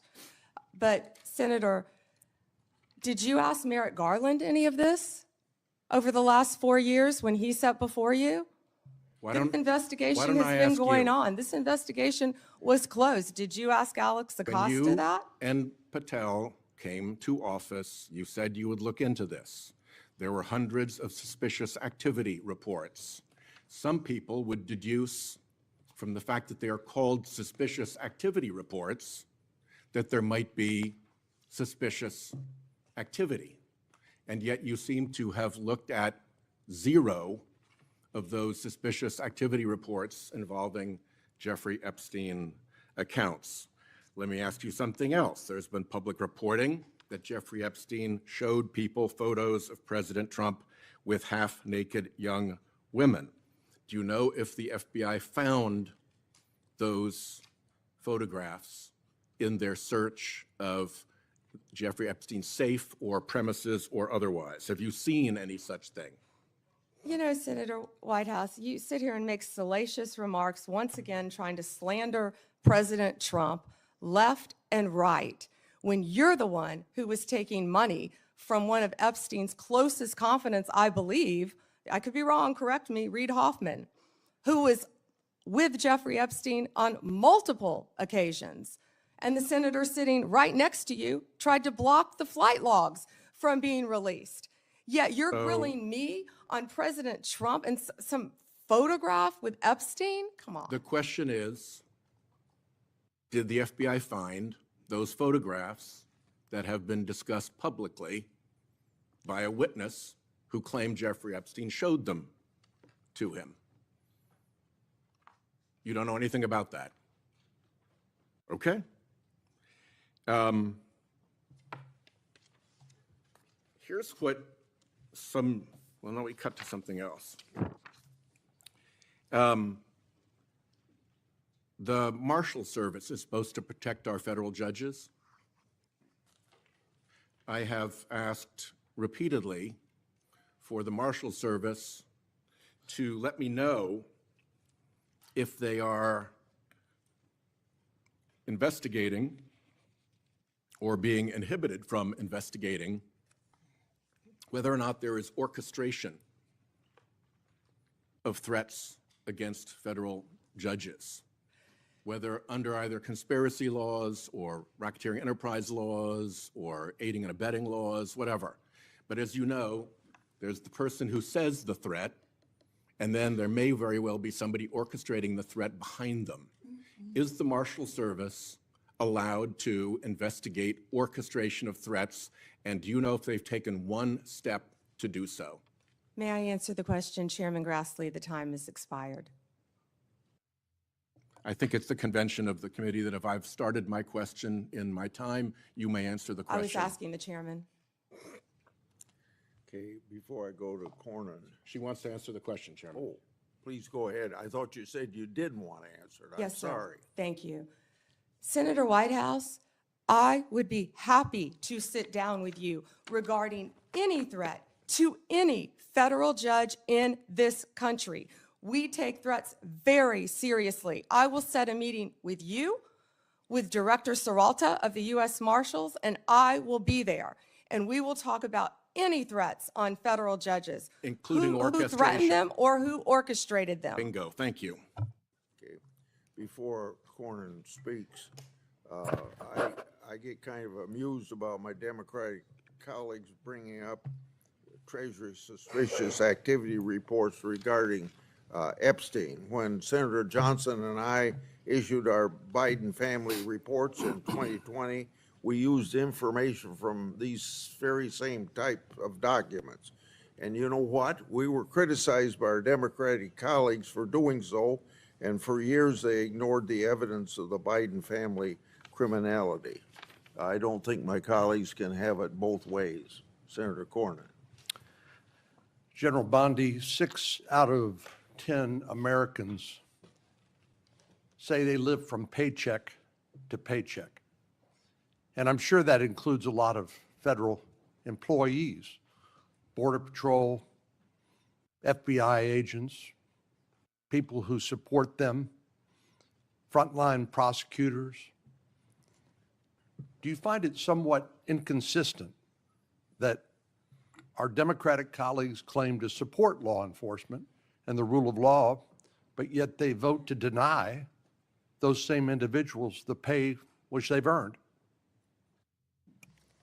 Yes, Senators, our law enforcement agencies, DEA, ATF, FBI, U.S. Marshals, and all the other federal agencies, Homeland Security, Treasury, all the agencies, all of my federal prosecutors, all of our employees are working tirelessly, national security, around the clock to keep this country safe and to keep this world safe. Yet, the Democrats voted to shut the government down, and they are out there working without a paycheck, with families at home, risking their lives every single day. Thank you for pointing that out, and thank you for caring, Senator Cornyn. So let's get back to some basics. The Constitution of the United States is the supreme law of the land, is it not? Yes, sir. Applies to all Americans, the entire country. Federal law, likewise, applies to the entire nation, does it not? Yes, Senator. And so when federal law enforcement agents go to cities like Chicago to enforce federal law, they are acting within their authority, are they not? Yes, Senator Cornyn.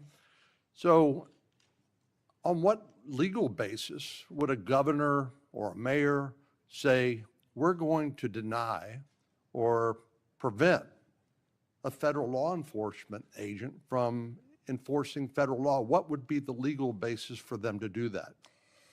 You know, Senator, there's not one. And as I stated, there were 571 homicides in Chicago last year. And that's why right now, Director Patel and Deputy Attorney General Todd Blanche are on their way to Chicago. I've been to Memphis. They're in Chicago right now to protect the people of Illinois.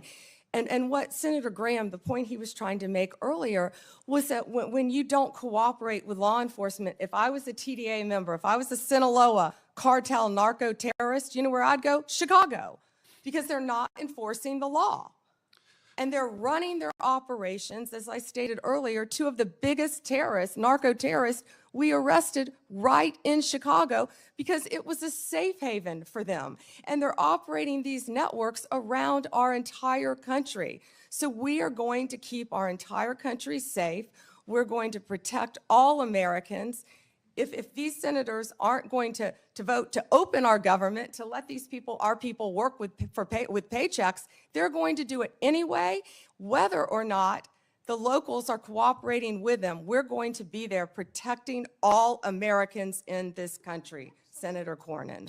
I find it, the comparison between the nation's Washington, D.C., here in the nation's capital, where the mayor has welcomed the federal law enforcement agents, which as I travel around the city, are providing a level of deterrence against crime that I have not seen before. And Washington, D.C. happens to be one of the most dangerous metropolitan areas in the country.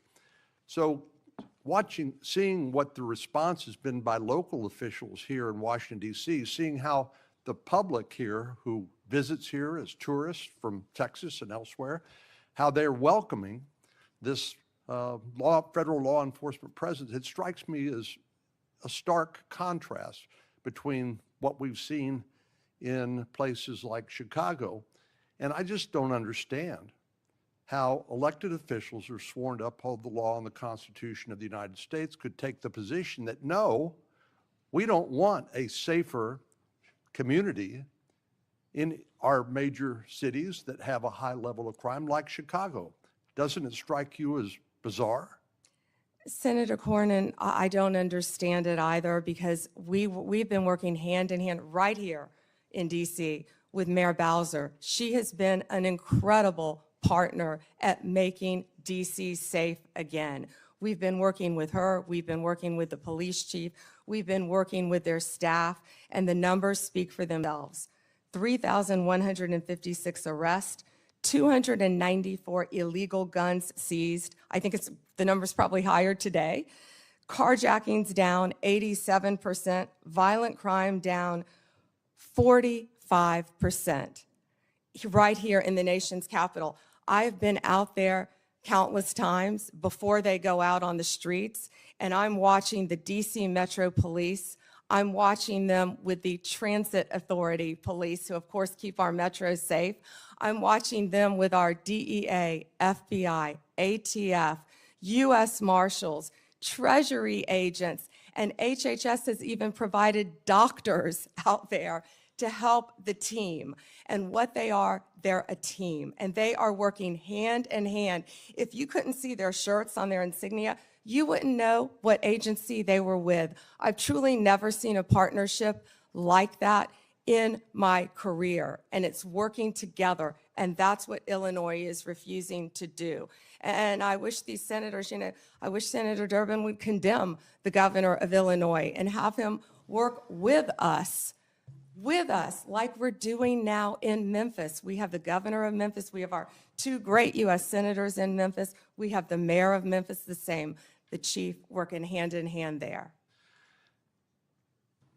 Last week, maybe the week before last, I lose track of the days, we had the head of the Metropolitan Police Union for the District of Columbia here, and I asked him about violent crime in our communities.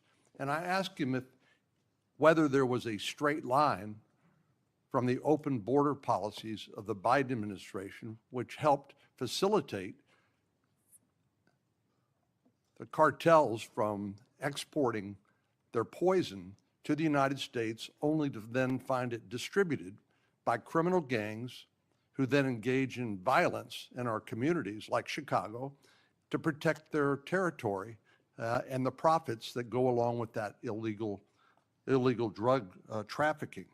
But I want to ask you about another aspect of the open border policies, and that has to do with one of the least reported tragedies and scandals associated with the Biden open border policies, and that has to do with the 500,000 children, sometimes called unaccompanied children, UACs, 500,000 children that the Biden administration allowed to be placed with sponsors in this country that were largely unvetted and subjecting them to who knows what, and then abandoning them by taking the position that it's not the federal government's responsibility, it's local child protective agencies that have to follow up on these kids. So they couldn't tell you whether they were being trafficked, recruited into gangs, whether they were going to school, whether they were getting the health care that they need. They couldn't tell you because they didn't care. So I know that President Trump's administration, the Department of Justice in particular, has located 22,000 of these 500,000 children. Could you talk to us a little bit about your efforts to rescue these children that have been abandoned by the Biden administration? Yes, and Senator, thank you for asking that question. President Trump cares deeply about our children of this country and children from around the world. This is horrific what has been happening in our country. Law enforcement has arrested approximately 458 sponsors. Now, what these sponsors are, they lie to ORR, many of them, to have an unaccompanied alien child. Some of them later exploit and abuse these children. They're not parents, they're not guardians. They're coming into this country, they were coming into this country without any ramification across the Mexican border until Donald Trump became president again, and that's when it stopped. We are doing everything in our power to find and arrest these people who are exploiting these children and find these children throughout our country. One of those cases, we charged a Guatemalan national unlawfully residing in Cleveland with lying to government because he became the sponsor of a young girl. And of course, we found he was later sexually abusing her. That's one of many cases, Senator Cornyn, that I can talk about. And Donald Trump will not rest until all of these sponsors are found and these children are found and protected. Thank you. Senator Klobuchar, you're recognized. Thank you. Attorney General Bondi, good morning. I'm going to start on a different subject. Good morning. On behalf of families in my state. And I wanted to thank the FBI and the local justice officials in Minnesota, the U.S. Attorney's Office, for the work that they did catching the murder, in the horrific murder of my friend, Speaker Melissa Hortman, and her husband, and the shooting of Senator John Hoffman. Just last month, my state was again shaken to its core when a mass shooter attacked Annunciation Catholic Church in Minnesota, shooting through the stained glass windows, injuring 21 people, including 18 kids, killing little Fletcher, little Harper, an 8 and a 10-year-old, murdering them when they're in mass praying, 12-year-olds protecting 8-year-olds. I know we've spoken about these tragedies, and we both agree that this kind of violence, whether in Minnesota or at a Mormon church in Michigan or the assassination of Charlie Kirk, has no place in our politics or in our democracy.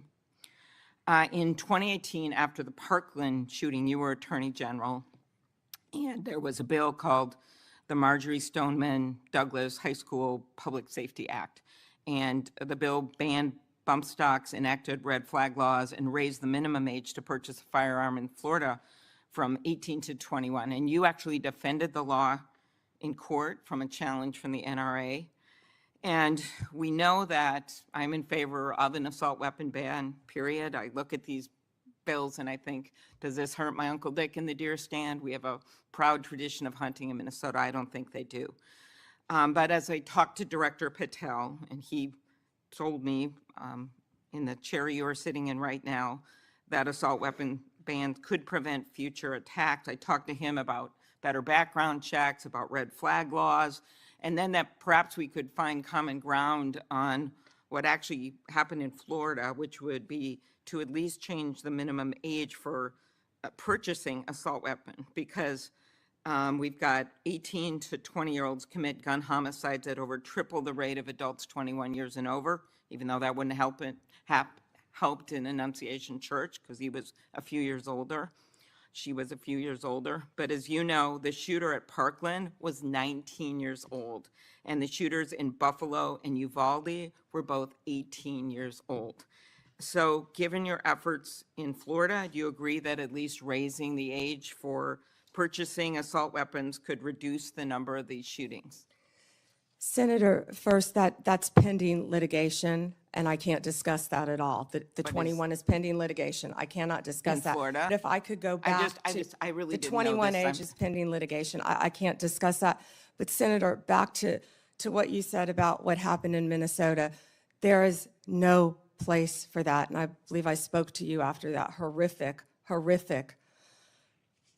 those murders. And I'm so sorry that that happened. And all of my federal agencies were partnering with state agencies, working hand in hand in Minnesota. What I can tell you about the Second Amendment is this is the most pro-Second Amendment DOJ in American history, as you know. But we want to keep guns, as you said, where they should be, in the hands of law-abiding American citizens, while keeping them out of the hands of criminals and gangs. Since January 20th, the ATF and FBI have seized more than you gave these statistics. 30,000 illegal guns. I have 10 minutes. and 30,000, You have Senator given these Klobuchar. statistics, and I truly appreciate those statistics. But what I was just trying to get at was something where maybe we could find common ground on a bill that you actually defended in court in a state, which Director Patel seemed open to, and that was looking at could we at least raise the age to 21 of the purchase of an assault weapon federally while states look at banning these weapons overall, given these little babies that this gun is used to kill. So we can talk about it later, but that was my question, and you don't want to answer it. No, it's pending litigation, Senator. Okay, but your views on this is not pending litigation. So I want to get to the independence of the Justice Department. At your nomination hearing, I specifically asked you to provide assurance to every member of this committee that the Justice Department will only follow the facts and the law, and the White House will play no role in the cases investigated or brought. You stated in response, this was you, politics will not play a part in my decisions. And you also said the Justice Department must be independent and must act independently. Do you believe that you have upheld that commitment? I absolutely have upheld that commitment, Senator. I pledged that I would end the weaponization also of the Justice Department, and that America would once again have a one-tier system of justice for all. And that is what we are doing in this country.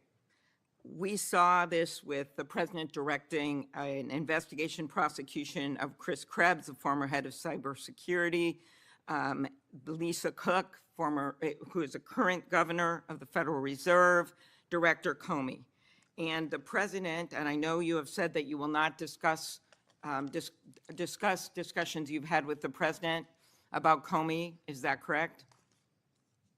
That you won't testify here about that? Because I was going to ask you if you received advice, instruction, or request from anyone at the White House to direct the department to engage in any investigations, prosecutorial actions, including decisions not to investigate or prosecute anyone. I'm not going to discuss any conversations. But then how about the Truth Social post on September 20th, 2025, in which the president said, we can't delay any longer, Pam, using your name, not bringing criminal charges, are killing our reputation, his words, and credibility. And then goes on to tell you to prosecute a member of this committee, to prosecute the Attorney General of New York, and to prosecute James Comey. Do you consider that a directive to the Justice Department? Senator Klobuchar, President Trump is the most transparent president in American history. And I don't think he said anything that he hasn't said for years. Okay, it has been reported that you initially pushed back against requests by senior Trump administration officials to push out or fire the acting U.S. Attorney in Virginia, Eric Siebert, who's a conservative Republican, who made the decision that the evidence was not there to prosecute Comey. What made you change your opinion? I am not going to discuss personnel decisions. Okay. Is it true that the career prosecutors in the Eastern District of Virginia found that there was insufficient evidence to bring criminal charges against former Director Comey? I am not going to discuss pending cases because Comey was indicted in the Eastern District of Virginia by, I may point out, one of the most liberal grand juries in the country. Okay, let's go on to other firings or terminations. Last week, the Justice Department fired at least 2 senior attorneys in the Eastern District of Virginia, including the office's National Security Chief, Michael Benary.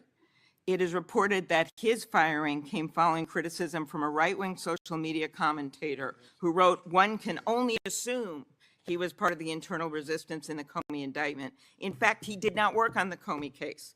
Instead, he was working on pursuing justice for service members killed in Afghanistan. How does firing a 20-year national security prosecutor enhance public safety?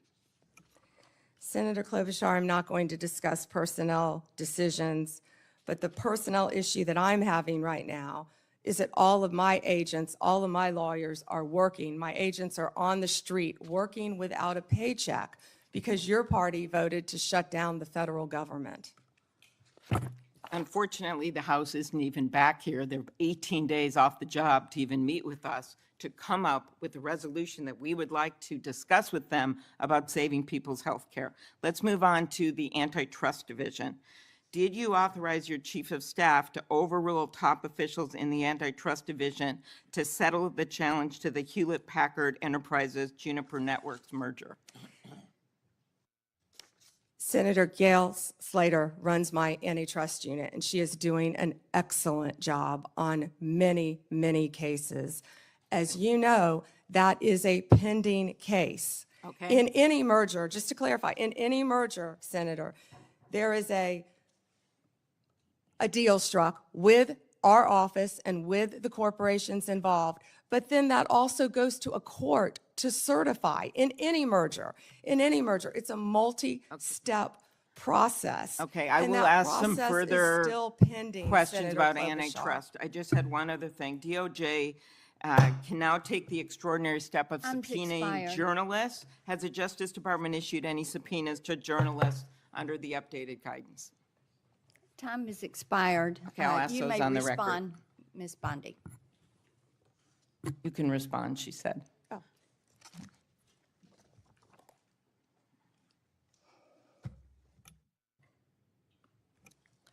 Senator, my office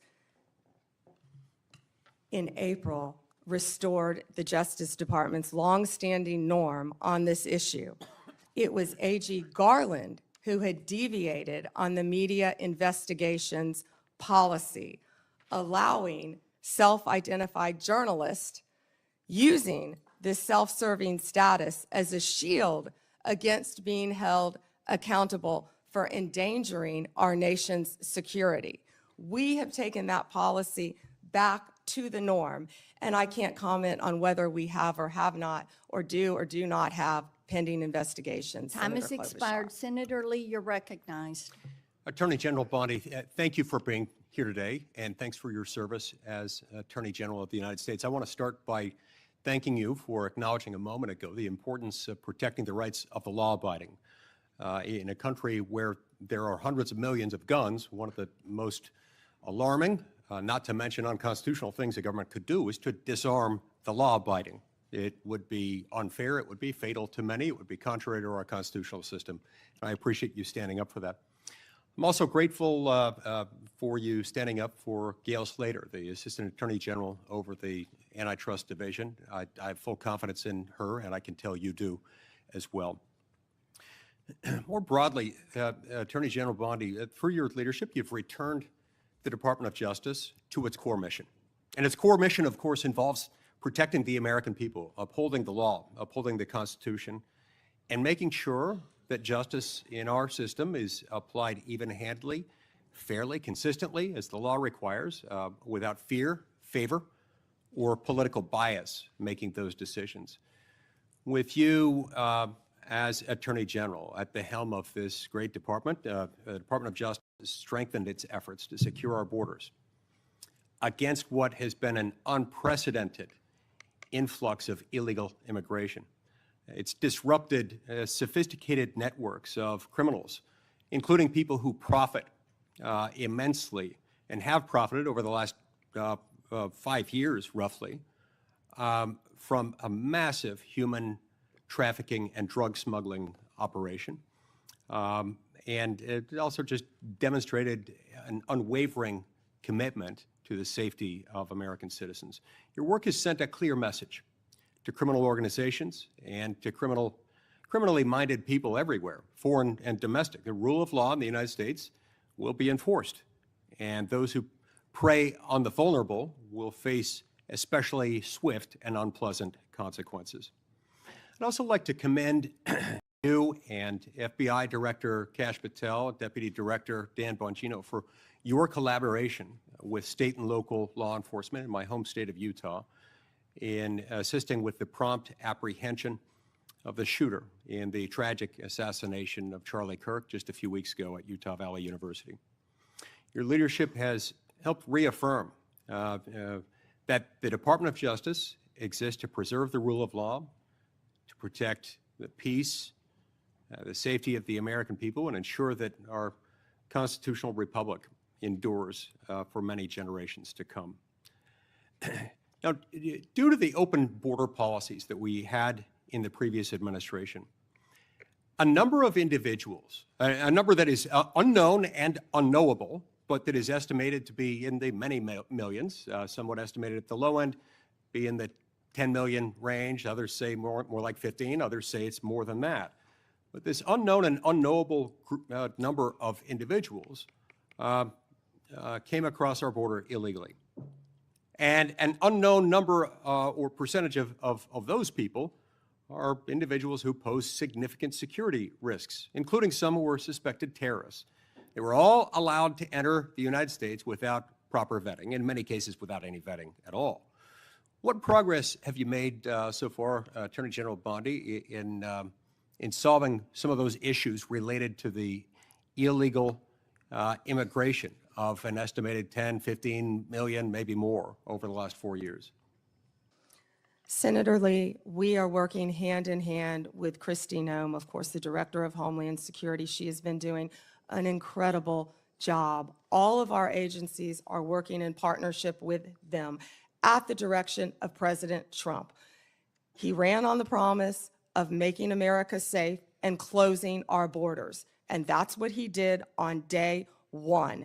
He has also declared many of these transnational gangs as terrorist organizations, which is exactly what they are. They have been coming into our country from Mexico, from Venezuela, from other countries. They have been setting up shop right in our country. They are narco-terrorists, and it is going to stop, and it is stopping under his watch.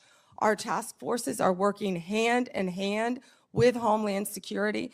Director Patel, Deputy Director Bongino have been going non-stop to make America safe again. That's not just a slogan.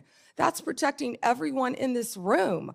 That's what we're doing as a country. We don't care if you live in Chicago. We don't care if you live in Florida. We don't care if you live in Utah. President Trump wants everyone to be safe, including right here in Washington, D.C., and that's what he's been doing. Not only that, Senator Lee, the surge, I'm sorry about my voice, the surge of drugs in this country has been horrific over the last 4 years. DEA they have seized 4,500 kilos of fentanyl powder and 50 million fentanyl pills, which I said earlier represents 370 million deadly doses of fentanyl. These transnational gangs, it's all about drugs and money, and they are destroying our country. They are destroying our children, and a lot of this fentanyl, as we know, is made, the precursors in China. They're coming in our country through Mexico and now other places, and under Donald Trump, it's going to stop because he has secured our borders, Senator Lee. And we're very grateful for that effort. It's interesting to note, moreover, that under the leadership of your predecessor, the Department of Justice, the FBI, and others who routinely appear before this committee, when asked about the human smuggling operation going on across our southern border, routinely denied that fentanyl was coming in significant quantities through the human trafficking operation. They stated never with any evidence, never with any ability to back it up, to prove this was the case, that these things were coming across the points of entry through vehicles, through trucks, and otherwise. We know that not to be true, and we appreciate your work in exposing that. Now, in recent months, going along with this law enforcement effort, there's been a disturbing trend. It's a disturbing trend that seems to be on the increase in recent days and weeks. That is a rise of violence directed at federal law enforcement officers engaged in immigration-related arrests, including direct physical threats, organized riots outside of detention facilities, and most tragically, of late, a fatal shooting targeting an ICE facility in Dallas. Then just yesterday, it was reported that a cartel member in Chicago put a bounty, that's right, a bounty, out there offering $2,000 on information about any ICE officer and $10,000 for those who kill an ICE officer. Now keep in mind, this information is not for kicks and giggles.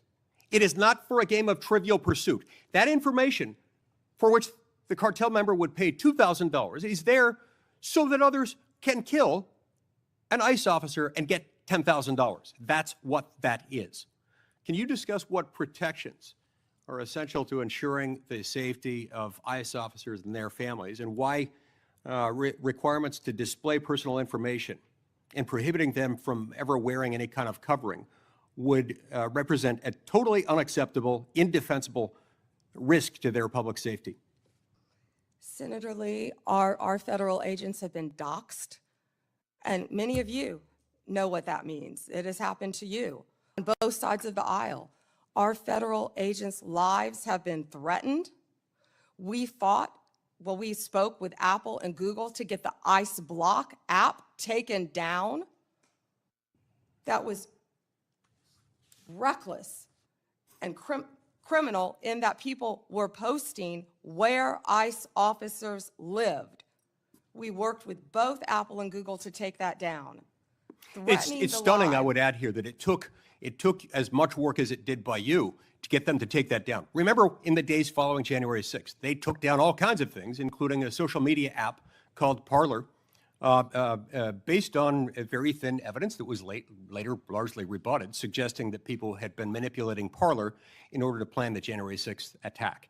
That wasn't true, and they took it down. I'm glad they have taken this Block ICE app down, but it's a shame that it took as long as it did, and as much work on your part to get them to take it down. I will tell you they were cooperative, and to correct myself, it was where they were going, the jobs they were doing. And that's what's been happening, because hundreds of organized rioters, Senator Lee, are showing up where our ICE officers are. And as you know, they have fireworks, they have gas masks. You know, they don't want our officers to be protected with their identity, yet they're wearing gas masks, they're wearing goggles, and they're So it's okay ramming for them to be safe. It's okay for Antifa to be safe. It's okay for those doing the bidding of international violent drug cartels to be safe. But heaven forbid, our ICE officers should be safe. Thank you, Senator Lee. Time has expired. Senator Coons, you're recognized. Thank you, Senator Blackburn, and thank you to the committee for holding this oversight hearing. And Attorney General Bondi, thank you for your service and for being with us. I want to start with an area where I think we have a lot to agree on. In May, your Bureau of Prisons issued a directive to expand the availability of home confinement. The directive said it was rooted in the principle of smart, fair criminal justice reform, and explained that smart reform and public safety can go hand in hand, and that second chances are not just possible, they're necessary for a justice system worthy of the American people. There's more to do to implement this directive, but I appreciated the BOP's recognition of these principles. Could you briefly speak further about the work BOP Director Marshall and Deputy Director Smith, himself a former inmate, are doing with regard to reform, and what opportunities you see for us to do more? Thank you, Senator Coons. And you have been a champion of that, and we believe in second chances. As a career prosecutor, I know that most people, even violent criminals, are going to be locked up and then they're going to be released. And that's why we need everyone to be a productive member of society. I believe in halfway houses, and that's part of what the First Step Act did. It gives people a second chance at life. And that's what Billy Marshall and Josh Smith have been doing, working hand in hand at the Bureau of Prisons. I talk to them constantly, and they are working so hard. In fact, They inherited a dysfunctional and neglected agency, and they are taking, despite more than $450 million being appropriated between 2019 and 2024, we found that funds had been diverted away from the Department of the Prisons, the Bureau of Prisons. And so they are doing everything to create more halfway houses and to give inmates everything they need to be successful upon release, but also by keeping America safe. And I just learned from Billy Marshall, we just made an incredible case that someone, I believe the case was in Texas, one of our federal prisons, no one was monitoring this. And there was someone who was caught with a drone dropping off recently cell phones, Yep. paraphernalia, Let me follow up on that point, if I might, Attorney many General. things that could cause violence within our prisons and allow criminal cartel networks to function within our federal prisons. And that's what a lot of this money is going for, to make our prisons safe within and so these criminals cannot function while they are in prison. But one good thing I can also add is we have given inmates, I think we've over doubled the amount of minutes they can have on their phones so they can talk to their family members, because we believe that is important. One of the challenges federal probation officers face is massive caseloads. And I am about to introduce, hopefully reintroduce soon, a bill with Senator Lee that would improve our federal supervised release system by focusing resources on those who really need to be supervised and providing incentives to reduce oversight of those who've really made progress and who've changed the direction of their lives. It is broadly supported by law enforcement and a variety of policy groups, and I'd love to work with you on that, Madam Attorney General. Yeah, Senator, can I just add, because I just got the numbers. So what we have is $8.7 billion for the Bureau of Prisons, and what that does is it adds 587 correctional officers to help with the things that we just discussed.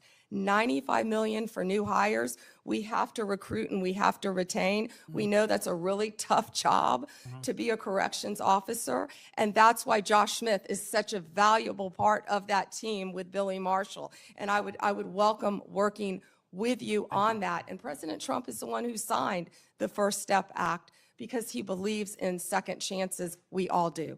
Thank you, Senator Coons, for that question. One of the things I have been concerned, even upset about, is how early in this administration, at the behest of DOJ, the department cut hundreds of grants totaling hundreds of millions of dollars, many of which serve critical public safety needs, supporting victims, assisting with reentry, violence prevention, including in my own home state. This was literally defunding the police. And I have some concerns about how DOJ is putting at risk public safety by assigning thousands of agents and prosecutors away from drugs, firearms, corruption, violent crime to help ICE arrest people without criminal records.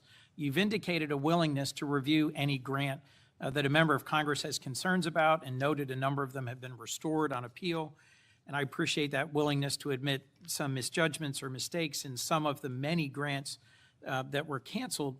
But can you assure us this process is going to be fixed going forward so better decisions are made at the start and not just after appeals? And can you assure us that we are not leaving doors wide open for crime and criminality in our communities and over-focusing on arrest and deportation of those without criminal records? Yes, Senator, thank you for that question. And as I said earlier, we are reviewing all the grants, and I believe we have, I say, turned some back on for senators who have called. It doesn't matter what state you're from. If it's a law enforcement grant, if it's protecting victims, let us know and we will work with you. And I'm not sure if we have done any in your state yet, but I would be happy to work with you on that. What I can tell you is there have been, out of the 5,800 discretionary grants that were reviewed, only 376 around the country, 7% were terminated. 225 of the grant recipients have appealed that termination. And so far, we've turned back on 18 of those. 17 appeals have been denied, and the rest are being actively reviewed. If any of you know of any of those that you believe should be turned back on, call me. We don't want to jeopardize I will be anything calling that's you. hurting. Please do. And Senator, to go to what you said about the FBI and my federal agencies and being pulled to work on immigration cases, they're working hand in hand because we believe that, you know, we have ICE officers out there, as we just discussed. I don't want to repeat that, who are being harmed. We're going to work with them, and I've directed all of my law enforcement agencies to work with ICE to make sure they're safe in Chicago, to make sure they're safe in Memphis, to make sure they're safe right here in Washington, D.C., but also at President Trump's direction. We are not stopping the core function of what we're doing, and that is fighting violent crime. And I think Director Patel made that very clear with all of the arrests that our FBI have been making on violent criminals. And, you know, there's so much that we can't talk about here, but if any of you are on the Intel Committee, you know we are fighting terrorists around this country every single day. Our lawyers are shut down right now. They're not getting paid, but crime is not stopping. They are working around the clock to not only keep our country safe, Senator, but to keep our world safe. And they will Madam Attorney continue General, to I do think, that. I think all of us hate that there's a shutdown and its impact on the federal workforce, and are working to find a way out of this shutdown, but one that will also restore cuts to health care. We could spend a lot of time on that, but let's focus on, if I could, two more questions related to your service as the Attorney General. The government's asserting the authority to summarily kill people. It says our cartel members through military strikes against boats on the open ocean in the Caribbean. Congress has never authorized such a use of military force, and it's unclear to me how the administration has concluded that these strikes are legal. I'm concerned with what the limiting principle is, whether the government could summarily kill people. It just declares our cartel members as well as unlawful combatants inside the United States, or if they were American citizens. This isn't about defending cartels, and these aren't hypothetical questions. President Trump assembled military leaders and said they would be needed to fight the enemy from within and to train in cities in the United States that he describes as chaotic and violent. Due process is the cornerstone of our Constitution. I'm deeply concerned about the authority our president seems to be asserting to summarily kill people suspected of criminal activity outside the law. As the chief lawyer for our federal government, you have a unique responsibility to ensure maintenance of our constitutional standards. How did you conclude that these strikes on ships or boats in the open ocean are legal? Senator Coons, I'm not going to discuss any legal advice that my department may or may not have given or issued at the direction of the president on this matter. Regarding Venezuela, what I can tell you is Maduro is a narco-terrorist, and we announced I announced $50 million reward for his capture to bring him to this country to face charges. He is currently under indictment in our country. Drugs coming from Venezuela are killing our children at record levels. And They have members been of this flowing committee are into as this passionate country. as you at protecting our families and our communities from fentanyl, but we also need to protect our sailors on the high seas who are conducting freedom of navigation operations in the South China Sea